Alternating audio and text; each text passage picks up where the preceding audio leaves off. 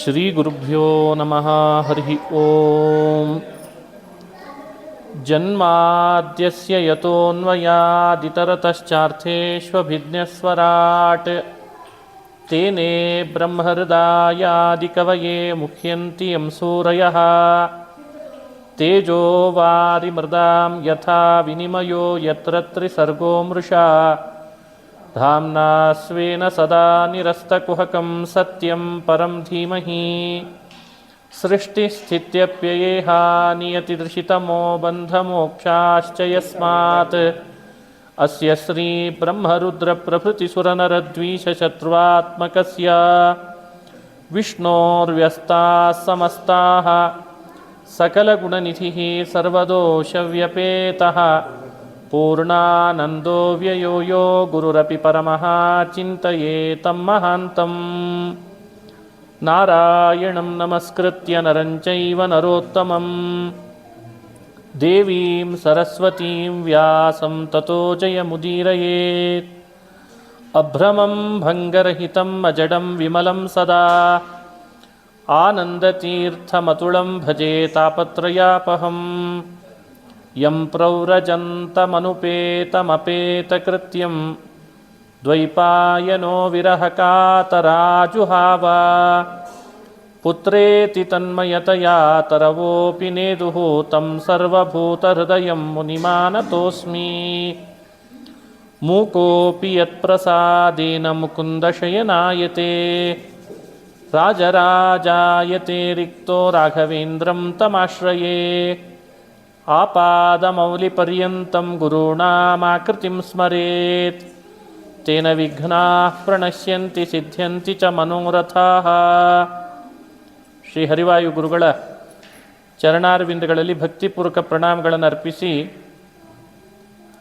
ಬದರಿ ಕ್ಷೇತ್ರ ಭಾರತ ಖಂಡದ ದೇವತೆ ಈ ನಾರಾಯಣ ಇದೇ ಕ್ಷೇತ್ರದಲ್ಲಿ ಸನ್ನಿಹಿತನಾಗಿದ್ದಾನೆ. ಮಂಡಯನ್ ಭರತಖಂಡಮಖಂಡಂ ನಾದಿರಾಯಣ ಪದೋತ್ರ ಪರೋ ಯಃ. ಭರತಖಂಡಂ ಅಖಂಡಂ ಮಂಡಯನ್ ಅಂತಂದಿದ್ದಾರೆ ಪಂಡಿತಾಚಾರ್ಯ. ನಮ್ಮ ಕುಲಕ್ಕೆ ಭಗವಂತನ ಒಂದೊಂದು ರೂಪಗಳು ದೇವತೆ. ಒಬ್ಬರಿಗೆ ತಿರುಪತಿ ಶ್ರೀನಿವಾಸ, ಒಬ್ಬರಿಗೆ ಅಹೋಬಲ ನರಸಿಂಹ, ಹೀಗೆ ಕುಲಕ್ಕೆ ಒಬ್ಬೊಬ್ಬ ಭಗವಂತನ ರೂಪ ದೇವತೆ. ಆದರೆ ಇಡೀ ಭರತ ಖಂಡದ ಪ್ರತಿಯೊಬ್ಬ ಪ್ರಜೆಗೆ ಖಂಡದ ದೇವತೆ ನಾರಾಯಣ ಅಂತಂದಿದ್ದಾರೆ.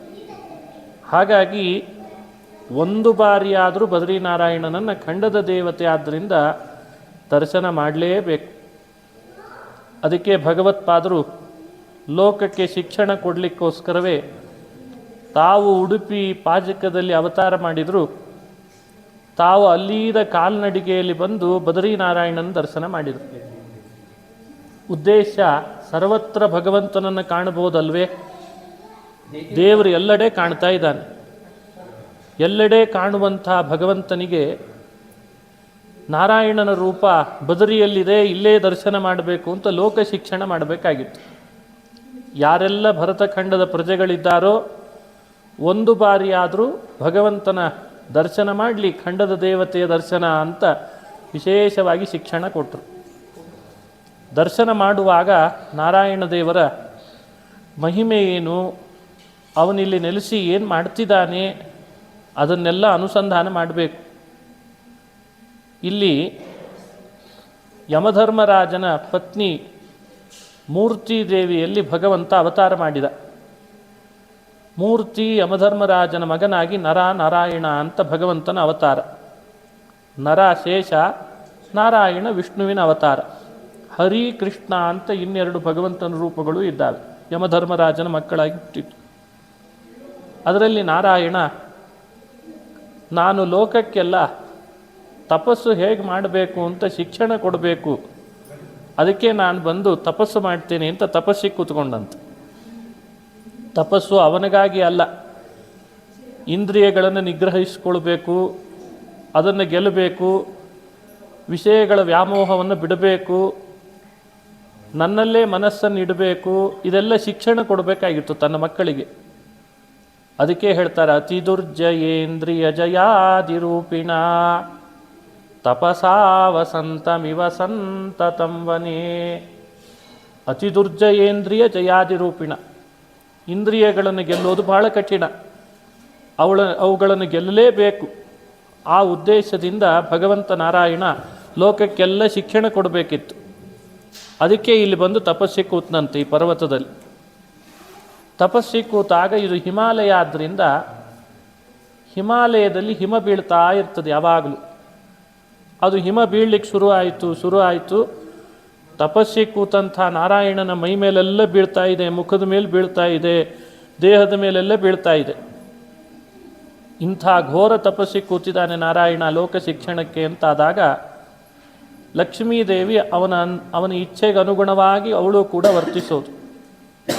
ಹಾಗಾಗಿ ಲಕ್ಷ್ಮೀದೇವಿ ಬಂದು ಭಗವಂತನ ಇಚ್ಛೆಯಂತೆ ಅವಳು ವರ್ತನೆ ಮಾಡ್ತಾಳೆ. ನಮ್ಮ ಯಜಮಾನ ತಪಸ್ಸಿ ಕೂತರೆ ಹಿಮ ಎಲ್ಲ ಅವನನ್ನು ಆವರಿಸಿ ಬಿಡ್ತಲ್ಲ ಅಂತ. ಹಿಮ ಎಲ್ಲ ಅವಳೇ ಜಾಡಿಸಿ ತೆಗೆದ್ಲಂತೆ.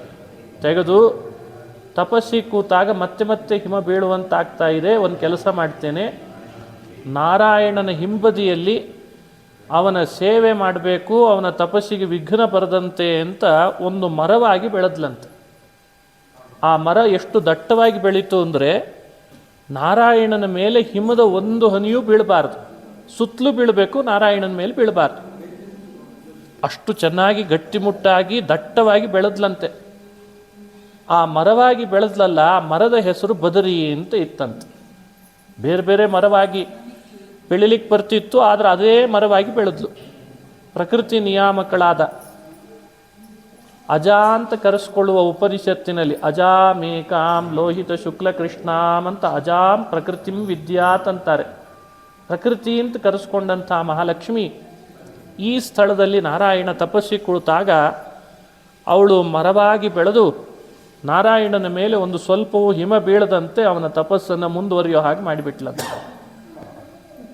ಆವಾಗ ಭಗವಂತ ಒಂದು ಸಲಿ ತಪಸ್ಸಿ ಕೂತವನು ಏಳುವ ಸಂದರ್ಭ ಬಂತು. ಏಳೋ ಸಂದರ್ಭ ಅಂದರೆ ಕಣ್ಣು ತೆರೆಯೋ ಸಂದರ್ಭ ಬಂತು. ಯಾಕೆ ಬಂತು? ಇವ ತಪಸ್ಸಿ ಕೂತಾಗ ದೇವತೆಗಳಿಗೆಲ್ಲ ಭಯ ಆಯ್ತಂತೆ. ದೇವತೆಗಳಿಗೆ ಯಾರೇ ತಪಸ್ಸಿ ಕೂತರೂ ಒಮ್ಮೊಮ್ಮೆ ಭಯ ಆಗ್ತದೆ. ಕಾರಣ ಏನು ಅಂದರೆ ಎಲ್ಲಿ ನನ್ನ ಪದವಿ ಇವ ಕಿತ್ಕೊಂಡ್ಬಿಡ್ತಾನೋ ಅಂತ. ಇಂದ್ರಾದಿ ದೇವತೆಗಳು ನಾರಾಯಣ ತಪಸ್ಸಿ ಕೂತಿದ್ದಾನೆ, ನಾವೆಲ್ಲ ಅವನನ್ನು ಪರೀಕ್ಷೆ ಮಾಡೋಣ ನಡಿರಿ ಅಂತ ಬಹಳಷ್ಟು ಅಪ್ಸರೆಯರನ್ನು ಗಂಧರ್ವರನ್ನು ಕರ್ಕೊಂಡು ಬಂದು ಗಾನ ಮಾಡಿಸಿದರು, ನರ್ತನ ಮಾಡಿಸಿದರು ನಾರಾಯಣನ ಮುಂದೆ. ನಾರಾಯಣ ಏನು ಮಿಸುಗಾಡಲಿಲ್ಲ, ನಾರಾಯಣ ಅವನೇನು ಇವರು ಗಂಧರ್ವರ ಗಾನಕ್ಕೆ ಅಪ್ಸರೆಯರ ಕುಣಿತಕ್ಕೆ ಅವನೇನೂ ಮಾಡಲಿಲ್ಲ. ಕೊನೆಗೆ ಅಪ್ಸರೆಯರು ಕುಣಿತಕ್ಕೆ ಕಟ್ಟಿದ ಗೆಜ್ಜೆಗಳು ಕೆಳಗೆ ಬಿದ್ದೋಯ್ತೆ ಹೊರತು ನಾರಾಯಣ ತಪಸ್ಸಿನಿಂದ ಹೇಳುವಲ್ಲ. ಅಂಥ ತಪಸ್ಸು. ಅದಕ್ಕೆ ಅತಿ ದುರ್ಜಯೇಂದ್ರಿಯ ಜಯಾದಿ ರೂಪಿಣ. ತಪಸ್ಸು ಅಂದರೆ ಹೀಗೆ ಮಾಡ್ರಿ ಅಂತ ಶಿಕ್ಷಣ ಕೊಡ್ತಾನೆ ಮಹಾನುಭಾವ. ಕೊನೆಗೆ ಭಗವಂತ ಇಷ್ಟೆಲ್ಲ ಮಾಡಿ ಅಪ್ಸರೆಯರೆಲ್ಲ ಸುಸ್ತಾಗಿ ಬೀಳ್ತಾರಿನ್ನು. ದೇವತೆಗಳಿಗೆಲ್ಲ ತಪಸ್ಸು ಕೆಡಿಸ್ಲಿಕ್ಕೆ ಬಂದಿದ್ದರು, ಕೈಗೂಡಲಿಲ್ಲ. ನಾನೇ ಕಣ್ ತೆಗೆಯೋಣ ಅಂತ ಕಣ್ ತೆಗೆದಾಗ ದೇವತೆಗಳೆಲ್ಲ ನಿಂತಿದ್ರಂತೆ, ಅಪ್ಸರೆಯರು ನಿಂತಿದ್ದರು. ಅವರಿಗೆಲ್ಲ ಹೇಳಿದ್ದಂತೆ, ಇಂದ್ರ ಹೋಗಿ ಈ ಅಪ್ಸರೆಯನ್ನು ಕರ್ಕೊಂಡು ಬಂದು ನನ್ನ ಮನಸ್ಸನ್ನು ಸೆಳಿಲಿಕ್ಕೆ ನೋಡ್ತೀಯಲ್ಲ, ನಾನೊಬ್ಬಳು ಅಪ್ಸರೆಯನ್ನು ಹುಟ್ಟಿಸುತ್ತೇನೆ ನೋಡು ಅಂತ ಒಂದು ಸಲ ತೊಡೆ ಬಡದ್ನಂತೆ. ನಾರಾಯಣ ತನ್ನ ತೊಡೆಯನ್ನು ಹೀಗೆ ಯಾವಾಗ ಬಡದ, ತೊಡೆಯಿಂದ ಒಬ್ಬಳು ಅಪ್ಸರೆ ಹುಟ್ಟಿದ್ಲಂತೆ.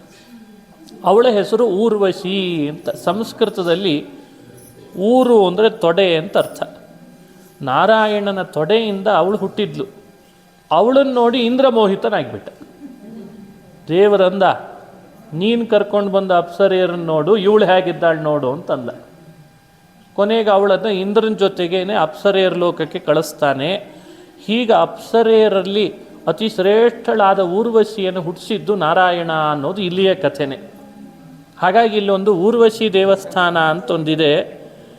ನಾವು ಕೆಲವು ವರ್ಷಗಳ ಹಿಂದೆ ನಾನು ಸ್ವರ್ಗಾರೋಹಣ ಯಾತ್ರೆ ಮಾಡಿದ್ದೇನೆ. ಸತೋಪಂತ್ ಅಂತ, ಬಹಳ ಕಷ್ಟ. ಆ ಸತೋಪಂತಕ್ಕೆ ಹೋಗುವಾಗ ಪಾಂಡವರು ಕೂಡ ಸ್ವರ್ಗಾರೋಹಣ ಮಾಡುವಾಗ ಅದೇ ದಾರಿಯಲ್ಲಿ ನಡೆದುಕೊಂಡು ಹೋದರು ಅಂತ. ಅಲ್ಲೆಲ್ಲ ಮೈನಸ್ ಇರ್ತದೆ, ಮೈನಸ್ಸೇ ಅದು. ಅಲ್ಲಿ ಸಾಹಸ ಮಾಡಬಾರ್ದು. ವಸುಧಾರಕ್ಕೆ ಹೋಗಬೇಕು. ವಸುಧಾರಕ್ಕಿಂತಲೂ ಇದು ಕಠಿಣವಾದ ಕೆಲಸ. ಅಲ್ಲೊಂದು ಊರ್ವಶಿ ದೇವಸ್ಥಾನ ತೋರಿಸ್ತಾರೆ. ದ್ರೌಪದಿ ಬನ ಅಂತಿದೆ, ಲಕ್ಷ್ಮೀ ಬನ ಅಂತಿದೆ, ಸಹಸ್ರಧಾರ ಅಂತಿದೆ, ಸಹದೇವ ದೇಹ ಬಿಟ್ಟದ್ದು, ನಕುಲ ದೇಹ ಬಿಟ್ಟದ್ದು ಅಂತ ಸಾಂಕೇತಿಕವಾಗಿ ತೋರಿಸ್ತಾರೆ. ಅಲ್ಲಿ ಊರ್ವಶಿಯ ಸನ್ನಿಧಾನ ತೋರಿಸ್ತದೆ. ಹಾಗಾಗಿ ಊರ್ವಶಿ ಹುಟ್ಟಿದ ಸ್ಥಳ, ಊರ್ವಶಿಯ ತಂದೆ ನಾರಾಯಣ ಅನ್ನುವಂಥ ಕಥೆ ಇಲ್ಲಿ ಕೇಳಬೇಕು. ಆಯಿತು, ತಪಸ್ಸು ಮಾಡುವಾಗ ಹೀಗೆ ಮಾಡಿದ, ಕಣ್ಣು ತೆರೆದ, ನೋಡ್ತಾನೆ ಮೇಲ್ಗಡೆಯಲ್ಲಿ ದಟ್ಟವಾಗಿ ಮರ ಬೆಳೆದಿದೆ, ಹಿಮ ಬೀಳ್ತಾ ಇಲ್ಲ. ಅರೆ, ಈ ಮರ ಯಾರಾಗಿದ್ದಾರೆ? ನೋಡಿದರೆ ಲಕ್ಷ್ಮೀದೇವಿನೇ ಮರವಾಗಿದ್ದಾಳೆ. ನೋಡಿ, ಲೋಕಕ್ಕೆಲ್ಲ ಪತಿ ಸೇವೆ ಹೇಗೆ ಮಾಡಬೇಕು ಅಂತನ್ಲಿಕ್ಕೆ ಲಕ್ಷ್ಮೀನೇ ನಿದರ್ಶನ ಅಂತ. ಅವನ ತಪಸ್ಸಿಗೆ ತಾನು ಸೇವಕಳಾಗಿ ನಿಂತುಕೊಂಡ್ಳು, ಬೆನ್ನೆಲುಬಾಗಿ. ಅದಕ್ಕೆ ನಾರಾಯಣ ಏನು ಮಾಡಿದ? ಎಷ್ಟು ಶ್ರದ್ಧೆಯಿಂದ ಸೇವೆ ಮಾಡ್ತಾ ಇದ್ದಿ, ನನ್ನ ತಪಸ್ಸಿಗೆ ನೀನೇ ಬೆನ್ನೆಲುಬಾಗಿ ನಿಂತು ಬಿಟ್ಟಿಯಲ್ಲ, ಇನ್ಮೇಲಿಂದ ಈ ಕ್ಷೇತ್ರದಲ್ಲಿ ನಾನು ತಪಸ್ಸು ಮಾಡಿದ್ದಕ್ಕೆ ಎಲ್ಲರೂ ನಾರಾಯಣ ಕ್ಷೇತ್ರ ಅಂತ ಕರೀತಾರೆ. ಆದರೆ ನಾನು ವರ ಕೊಡ್ತೇನೆ, ನನ್ನ ತಪಸ್ಸಿಗೆ ನೀನು ಬೆನ್ನೆಲುಬಾಗಿದ್ದಕ್ಕೆ ನಿನ್ನ ಹೆಸರಿನಿಂದ ಕ್ಷೇತ್ರ ಪ್ರಸಿದ್ಧಿಯಾಗಲಿ ಅಂತ ವರ ಕೊಟ್ಟಂತೆ. ಅವಳು ಬದರಿ ವೃಕ್ಷವಾಗೇ ಬೆಳೆದಿದ್ಲು. ಆ ವೃಕ್ಷ ಬದರಿ ವೃಕ್ಷವಾಗೇ ಬೆಳೆದು ನಿಂತಲು. ಅದಕ್ಕೆ ಭಗವಂತ ಅವಳಿಗೆ ವರ ಕೊಡುವಾಗ ಬದರಿ ವೃಕ್ಷ ಅಂತ ಬೆಳೆದದ್ದಕ್ಕೆ ಬದರಿ ಕ್ಷೇತ್ರ ಅಂತ ಆಯ್ತಂತೆ. ಅದಕ್ಕೆ ಇಲ್ಲಿ ಬಂದಾಗೆಲ್ಲ ಬದರಿ ವಿಶಾಲ ಅಂದರೆ ದೇವರಿಗೆ ಭಾರಿ ಪ್ರೀತಿ ಅಂತ. ಭಾಗವತದಲ್ಲಿ ವಿಶಾಲ ಕ್ಷೇತ್ರ ಅಂತ ಉಲ್ಲೇಖ ಮಾಡ್ತಾರೆ. ಭಗವಂತ ವಿಶಾಲ ಕ್ಷೇತ್ರ ಅಂತ ಕರೆಸ್ಕೊಳ್ತಾನೆ. ಇಲ್ಲಿ ಬದರಿ ವಿಶಾಲನಾಗಿದ್ದಾನಂತೆ ಶ್ರೀಹರಿ. ಇಲ್ಲಿ ನಾರಾಯಣ ಅನ್ನೋಕ್ಕಿಂತ ಬದರಿ ನಾರಾಯಣ, ಬದರಿ ವಿಶಾಲ ಅಂತ. ಎಲ್ಲ ಕಡೆಯಲ್ಲಿ ಲಕ್ಷ್ಮೀ ನಾರಾಯಣ, ಶಾಂತಿಪತಿ ಅನಿರುದ್ಧ, ಜಯಾಪತಿ ಪ್ರದ್ಯುಮ್ನ, ಜಯಾಪತಿ ಸಂಕರ್ಷಣ ಅಂತ ಹೇಗೆಲ್ಲ ಲಕ್ಷ್ಮೀ ಹೆಸರು ಬೇರೆ ಬೇರೆ ಇದ್ದಾವೋ, ಬದರಿ ಅನ್ನೋದು ಲಕ್ಷ್ಮೀದೇವಿಗೆ ಹೆಸರು. ಅದು ಬದರಿ ಬೇರೆ ಅಲ್ಲ, ಅವಳು ವೃಕ್ಷಳಾಗಿ ಬಂದದ್ದಕ್ಕೆ ಅವಳಿಗೆ ಹೆಸರು. ಆ ಕಾರಣದಿಂದ ಈ ಕ್ಷೇತ್ರಕ್ಕೆ ಬದರಿ ಕ್ಷೇತ್ರ ಅಂತ ಬಂದಿದೆ. ಇದು ನಿಜವಾಗಲೂ ಪುರಾಣದಲ್ಲಿ ನಾವು ಕೇಳಬೇಕಾದಂತಹ ಕಥೆ. ಇಂಥ ಕ್ಷೇತ್ರದಲ್ಲಿ ನಾರಾಯಣ ಸನ್ನಿಹಿತನಾದಾಗ ಊರ್ವಶಿಯೂ ಕೂಡ ಒಂದು ರೂಪದಿಂದ ಇದ್ದಾಳಂತೆ. ಮತ್ತು ಭಗವಂತ ಶ್ರೀಕೃಷ್ಣನಾಗಿ ಅವತಾರ ಮಾಡಿದಾಗ ಉದ್ಧವನಿಗೆ ಭಾಗವತ ಧರ್ಮಗಳನ್ನೆಲ್ಲ ಉಪದೇಶ ಮಾಡಿದ ಅಂತ ಬರ್ತದೆ. ಭಾಗವತ 11ನೇ ಸ್ಕಂದದಲ್ಲಿ ಬರ್ತದೆ. ಅದನ್ನು ಉದ್ಧವ ಗೀತೆ ಅಂತ ಕರೀತಾರೆ. ಒಬ್ಬ ಮನುಷ್ಯ, ಒಬ್ಬ ಶ್ರೀಸಾಮಾನ್ಯ ವ್ಯಕ್ತಿ ಈ ಭಾಗವತ ಧರ್ಮಗಳನ್ನು ಅನುಷ್ಠಾನ ಮಾಡಿಬಿಟ್ರೆ ಅವನು ಬೇಡ ಅಂದರೂ ಭಗವಂತ ಅವನನ್ನು ತನ್ನ ಲೋಕಕ್ಕೆ ಕರ್ಕೊಂಡು ಹೋಗ್ತಾನಂತೆ. ಅಷ್ಟು ಅದ್ಭುತವಾಗಿದೆ ಉದ್ಧವ ಗೀತೆ. ಉದ್ಧವ ಅಷ್ಟು ಹಚ್ಚಿಕೊಂಡಿದ್ದ ಭಗವಂತನನ್ನು, ಸದಾ ಕೃಷ್ಣನ ಜೊತೆಗೇ ಇರ್ತಿದ್ನಂತೆ. ಕೃಷ್ಣ ಪರಂಧಾಮಕ್ಕೆ ಅಂತ ಹೊರಡುವ ಸಂದರ್ಭ ಬಂತು. ಉದ್ಧವ ಕಣ್ಣೀರು ಹಾಕ್ತಾನೆ, ನೀನೇ ಪರಂಧಾಮಕ್ಕೆ ಹೊರಟ್ರೆ ನನಗತಿ ಏನಿನ್ನು ಅಂತ. ಬಹಳ ದುಃಖ ಪಡ್ತಾನೆ. ಯಾಕೆಂದರೆ ನಿನಗರ್ಪಿಸಿದ ಗಂಧ, ನಿನಗರ್ಪಿಸಿದಂಥ ನೈವೇದ್ಯದ ಆಹಾರ, ನಿನ್ನೊಟ್ಟಿಗೆ ಇರೋದು, ನಿನ್ನ ಮಾತು ಎಲ್ಲ ನಿನ್ನೊಟ್ಟಿಗೆ ಇತ್ತು, ಎಲ್ಲ ಬಿಟ್ಟೋಯ್ತಲ್ಲ ಈಗ ಅಂತ ದುಃಖ ಪಟ್ಬಿಟ್ಟ. ಅಪ್ರಾಕೃತ ಚಿನ್ಮಯನಾದ ಪರಮಾತ್ಮ ಕೃಷ್ಣನಾದಾಗ ಸದಾ ಅವನೊಟ್ಟಿಗೆ ಕಾಲ ಕಳೆಯೋದು ಯಾರಿಗಿದೆ ಆ ಭಾಗ್ಯ? ಆತ ಬೃಹಸ್ಪತಿಯ ಅವತಾರ. ಭೂಮಿಯಲ್ಲಿ ಮಹಾಭಾರತ ಕಾಲದಲ್ಲಿ 2 ಅವತಾರ ಮಾಡಿದ ಬೃಹಸ್ಪತಿ. ಒಂದು ದ್ರೋಣನಾದದ್ದಕ್ಕೆ ಭೂಭಾರ ಹರಣ ಕಾರ್ಯದಲ್ಲಿ ಸೇವೆ ಆಯಿತು. ಮನಸ್ಸಿಗೆ ಅಸಮಾಧಾನ ಏನು ಅಂದರೆ ಕೃಷ್ಣನ ಸಾಮೀಪ್ಯ ಸಿಗಲಿಲ್ಲಲ್ಲ ಅಂತಿತ್ತಂತೆ. ಅದಕ್ಕೇನೆ ಬೃಹಸ್ಪತಿ ಯಾದವ ವಂಶದಲ್ಲಿ ಹುಟ್ಟಿ ಕೃಷ್ಣನ ಅತೀ ಸಮೀಪದಲ್ಲಿದ್ದು ಅವನು ಸೇವೆ ಮಾಡಬೇಕು ಅಂತ ಹುಟ್ಟಿದ್ದಂತೆ. ಏನೋ ಶಾಪದಿಂದ ಬಂದದ್ದಲ್ಲ, ಬುದ್ಧಿಪೂರ್ವಕವಾಗಿ ಭಗವಂತ ನಿನ್ನ ಸಮೀಪದಲ್ಲಿರಬೇಕು, ನಿನ್ನ ಸೇವೆ ಮಾಡಬೇಕು, ನಿನ್ನ ನೋಡಬೇಕು, ನಿನ್ನ ಮಾತಾಡಿಸ್ಬೇಕು, ನಿನ್ನ ಪಾದ ಒತ್ತಬೇಕು, ನಿನಗೆ ಗಂಧ ಹಚ್ಚಬೇಕು. ಈ ಸೇವೆಗೋಸ್ಕರನೇ ಉದ್ಧವನಾಗಿದ್ದಂತೆ. ಭಗವತ್ಪಾದರು ಮಹಾಭಾರತಾತ್ಮಯಣದಲ್ಲಿ ಹೇಳ್ತಾರೆ. ಅಷ್ಟು ಸೇವಾ ತತ್ಪರನಾದಂಥ ಉದ್ಧವ ಕೃಷ್ಣ ಪರಂಧಾಮಕ್ಕೆ ಹೋಗ್ತಾನೆ ಅಂದ ಕೂಡಲೇ ಬಹಳ ದುಃಖಪಟ್ಟದ್ದಕ್ಕೆ ಶ್ರೀಕೃಷ್ಣ ಅವನ ದುಃಖ ಶಮನ ಮಾಡಬೇಕು ಅಂತ ತನ್ನ ಎಲ್ಲ ಒಳಗಿರುವ ತೇಜಸ್ಸನ್ನು ತೆಗೆದು ಭಾಗವತದಲ್ಲಿ ಇಟ್ಟನಂತೆ. ಭಾಗವತದಲ್ಲಿ ಇಟ್ಟು ಹೇಳ್ತಾನೆ, ಪದ್ಮಪುರಾಣದಲ್ಲಿ ಬರ್ತದೆ ಈ ವಿಷಯ. ಶ್ರೀಮದ್ ಭಾಗವತಾಖ್ಯೋಯಂ ಪ್ರತ್ಯಕ್ಷ ಕೃಷ್ಣ ಏವ ಹಿ. ಇದು ಮಾತು. ಉದ್ಧವ, ಯಾಕೆ ವ್ಯಥೆ ಪಡ್ತಿದ್ದಿ? ನಾನಿಲ್ಲ ಅಂದ್ಕೊಳ್ಬೇಡ, ಸದಾ ನಿನ್ನೊಟ್ಟಿಗೆ ನಾನು ಇರ್ತೇನೆ. ನೀನು ಭಾಗವತ ಇಟ್ಕೊಂಡು ಓಡಾಡು, ನಾನು ನಿನ್ನ ಜೊತೆಗಿರ್ತೇನೆ ಅಂತ ಅರ್ಥ ಅನ್ನಂತೆ. ನಾವಿದನ್ನು ಪರೀಕ್ಷೆ ಮಾಡಿ ನೋಡ್ಬೋದು. ಭಾಗವತ ನಮ್ಮ ಜೊತೆಗಿದೆ ಅಂದರೆ ಕೃಷ್ಣ ಇದ್ದಾನೆ ಅಂತ ಅರ್ಥ. ಈ ರೀತಿ ಅವನಿಗೆ ಭಾಗವತದೊಳಗೆ ತನ್ನ ವರ್ಚಸ್ಸನ್ನು ತುಂಬಿ ಉದ್ಧವನಿಗೆ ತನ್ನನ್ನೇ, ತನ್ನ ಪ್ರತೀಕವನ್ನೇ ಕೊಟ್ಟ ಅಂತನ್ನೋ ಕಥೆ ಇದೆ. ಅಂಥ ಉದ್ಧವನಿಗೆ ಯಾದವ ಕುಲ ಎಲ್ಲ ನಾಶ ಆದಾಗ ಬ್ರಾಹ್ಮಣ ಶಾಪದಿಂದ ಅಂತ ಭಾಗವತ 11ನೇ ಸ್ಕಂದ ಹೇಳ್ತದೆ. ವಿವರಣೆ ಮಾಡ್ತಾರೆ ಮಹಾನುಭಾವರು. ಯಾದವರಲ್ಲೇ ಒಬ್ಬ ಯಾರಾಗಿದ್ದ? ಉದ್ಧವ. ತಾನು ಯಾದವರಲ್ಲೇ ಒಬ್ಬ ಕೃಷ್ಣ. ಆದರೆ ಬ್ರಾಹ್ಮಣ ಶಾಪ ಸುಳ್ಳಾಗಬಾರ್ದು ಅಂತ ಬಾಣಕ್ಕೆ ತನ್ನ ಪಾದವನ್ನು ಇಟ್ಟು ವ್ಯಾಧನಿಂದ ತಾನು ಬ್ರಾಹ್ಮಣ ಶಾಪ ಸತ್ಯ ಮಾಡಿಕೊಂಡೆ. ಯಾಕೆ ಅವನು ಹೇಳಿದ್ನಲ್ಲ, ಆ ಹುಟ್ಟಿದಂಥ ಆಯುಧ ವನಕ್ಕೆ ಅದರದೇ ತುಂಡು ಅಂತ ಶಾಪ ಕಥೆ 11ನೇ ಸ್ಕಂದದಲ್ಲಿ ಬರ್ತದೆ. ಹಾಗೇ ಕೃಷ್ಣ ತಾನೂ ಕೂಡ ಬ್ರಾಹ್ಮಣ ಶಾಪಕ್ಕೆ ಗುರಿಯಾಗ್ತೇನೆ ಅಂತ ತೋರಿಸಿದ. ಒಂದು ಅಘಟಿತ ಘಟನಾ ಶಕ್ತಿ ತನ್ನ ಶಕ್ತಿ ಎಂಥದ್ದು, ಯಾದವರಲ್ಲಿ ತನ್ನನ್ನೂ ಸೇರಿಸ್ಕೊಂಡು ಒಬ್ಬರನ್ನೂ ಬಿಡದೆ ಬ್ರಾಹ್ಮಣ ಶಾಪಕ್ಕೆ ತುತ್ತು ಮಾಡಿದ. ಒಬ್ಬನ ಮಾತ್ರ ಬಿಟ್ಟದ್ದಂತೆ, ಉದ್ಧವನನ್ನು ಮಾತ್ರ ಆ ಶಾಪಕ್ಕೆ ಗುರಿಪಡಿಸಲಿಲ್ಲಂತೆ. ಇದೇ ವಿಶೇಷ. ಉದ್ಧವನನ್ನು ಮಾತ್ರ ಆ ಶಾಪಕ್ಕೆ ಗುರಿಪಡಿಸಲಿಲ್ಲ ಕೃಷ್ಣ. ಹೇಳಿದ್ದಂತೆ ಉದ್ಧವನಿಗೆ, ಶಾಪಗ್ರಸ್ತರಾಗಿದ್ದಾರೆ, ಆದ್ದರಿಂದ ಎಲ್ಲ ಯಾದವರು ಹೋಗಲಿ, ಅವರೊಳಗೆ ನಾನೂ ಒಬ್ಬನಂತೆ ಲೋಕಕ್ಕೆ ಮೋಹ ಮಾಡ್ತೇನೆ. ಆದರೆ ಒಂದು ತಿಳ್ಕೋ ಉದ್ಧವ, ನಿನ್ನನ್ನು ಮಾತ್ರ ಶಾಪಕ್ಕೆ ಗುರಿ ಮಾಡಲ್ಲ ಅಂತಂದಂತೆ. ಕೃಷ್ಣ ತನ್ನ ಶಕ್ತಿಯನ್ನು ಜಗತ್ತಿಗೆ ತೋರಿಸಿದ ಹಾಗೂ ಆಯಿತು. ಬ್ರಾಹ್ಮಣ ಶಾಪವನ್ನು ಅನುಸರಿಸ್ತೇನೆ ಅಂತ ಬ್ರಾಹ್ಮಣರಿಗೆ ಬೆಲೆ ಕೊಟ್ಟಂತೂ ಆಯಿತು, ಮಹತ್ವ ಕೊಟ್ಟ ಹಾಗೂ ಆಯಿತು. ತನ್ನ ಭಕ್ತನಾದವನಿಗೆ ತಾನೇ ಉಪದೇಶನೂ ಮಾಡಿ, ಇನ್ಮೇಲಿಂದ ನೀನು ಕಲಿಯುಗದಲ್ಲಿ ಬರೋ ಸಜ್ಜನರಿಗೆಲ್ಲ ಭಾಗವತ ಪ್ರವರ್ತಕರಲ್ಲಿ ಒಬ್ಬನಾಗುವಂಥ ವರ ಕೊಟ್ಟು ವಿಶಾಲಕ್ಕೆ ಹೋಗು ಅಂತ ಕಳಿಸಿದ್ನಂತೆ. ಭಾಗವತದ 3ನೇ ಸ್ಕಂದದಲ್ಲಿ ಈ ವಿಷಯ ಪ್ರಸ್ತಾಪ ಆಗಿದೆ. ವಿಶಾಲಕ್ಕೆ ಹೋಗು ಅಂತ ಭಾಗವತದಲ್ಲಿ ಬರ್ತದೆ.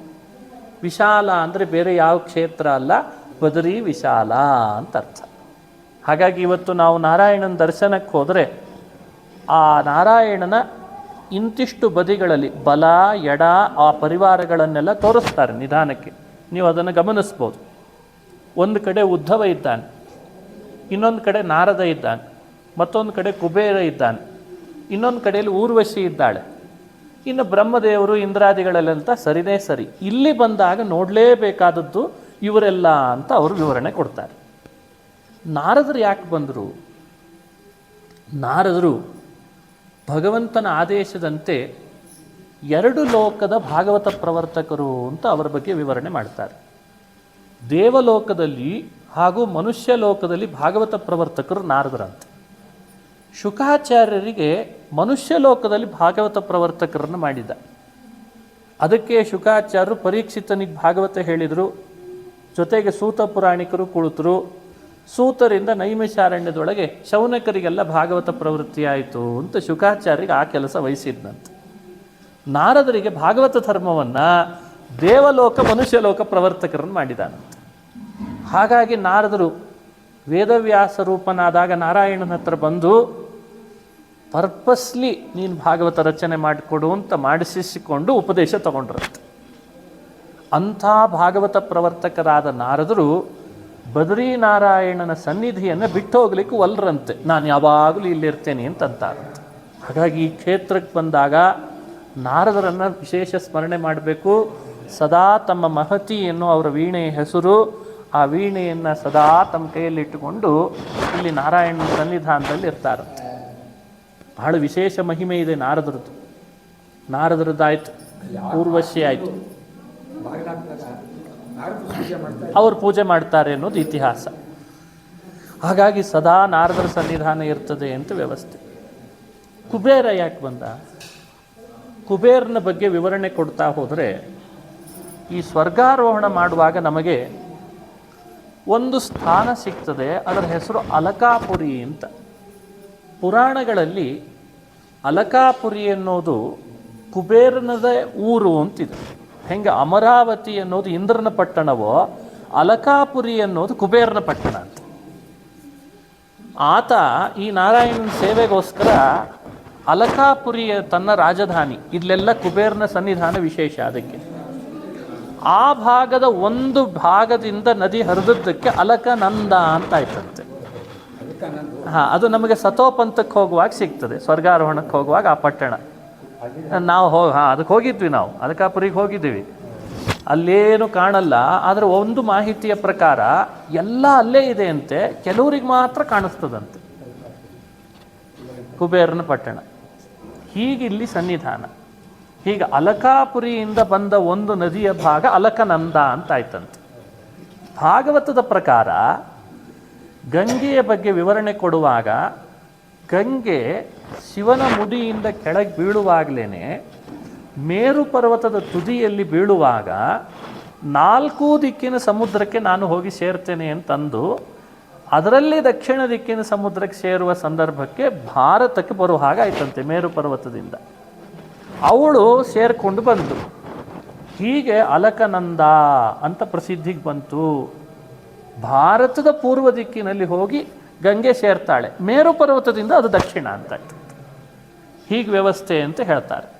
ಹಿಮಾಲಯ ಪರ್ವತದ ಒಟ್ಟು ಶಿಖರಗಳು 1.25 ಲಕ್ಷ ಇದ್ದಾವೆ.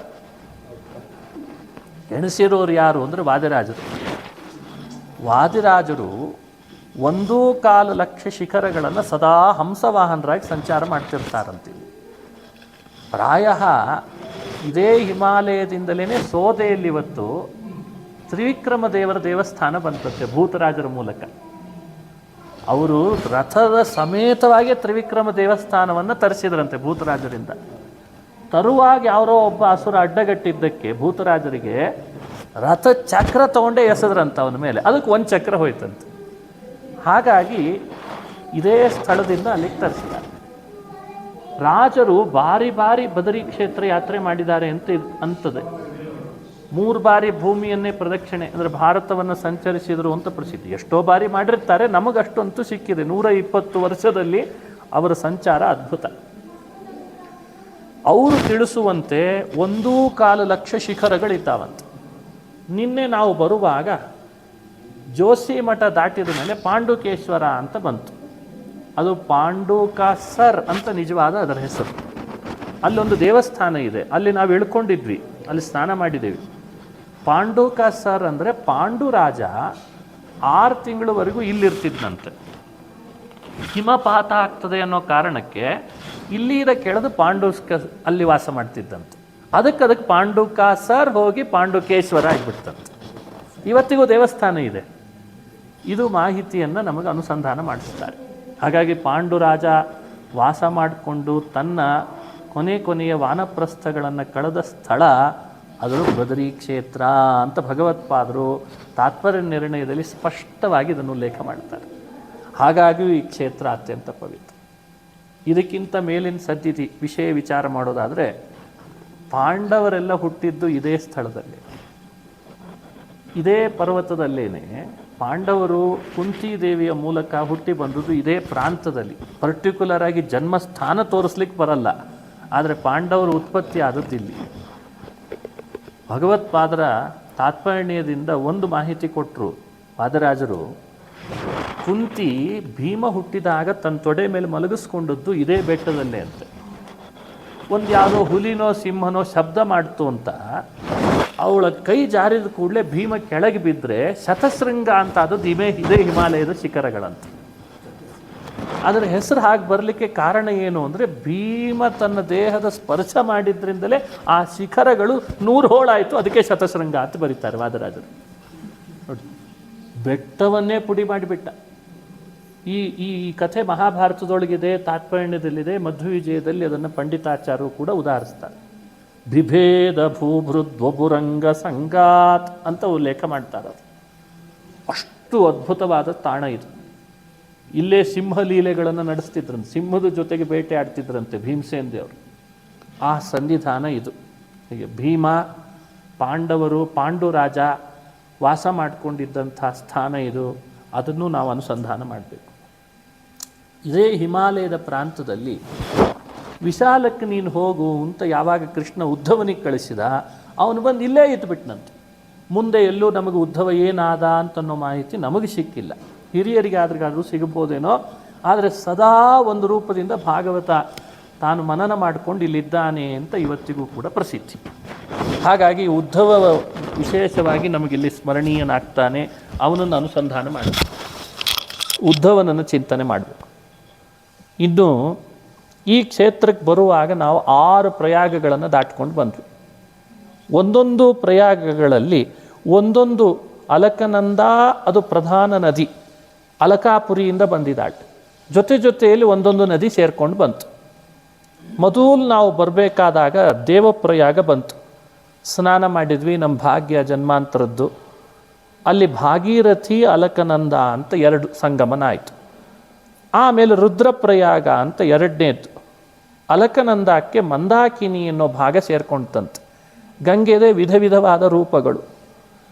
ರುದ್ರಪ್ರಯಾಗ ಆದಮೇಲೆ ಕರ್ಣಪ್ರಯಾಗಕ್ಕೆ ಬಂದಾಗ ಪಿಂಡಾರ ಅಂತ ಒಂದು ಅಲಕನಂದಾದ ಜೊತೆಗೆ ಸಂಗಮ ಆಯಿತು. ನಂದಪ್ರಯಾಗಕ್ಕೆ ಬಂದಾಗ ನಂದಾಕಿನಿ ಅಂತ ಒಂದು ನದಿ, ಅವಳು ಅಲಕನಂದಾದ ಜೊತೆಗೆ ಸಂಗಮಿಸಿದ್ಲು. ವಿಷ್ಣು ಪ್ರಯಾಗ ಅಂತ ಬಂತು ಕೊನೆಗೆ. ಆ ವಿಷ್ಣು ಪ್ರಯಾಗದಲ್ಲಿ ವಿಷ್ಣು ಗಂಗಾ ಅಲಕನಂದ ಅಂತ ಹೀಗೆ 2ರ ಸಂಗಮ ಆಯಿತು ಅನ್ನೋ ಕಾರಣಕ್ಕೆ ಅದೊಂದು ಪ್ರಯಾಗ.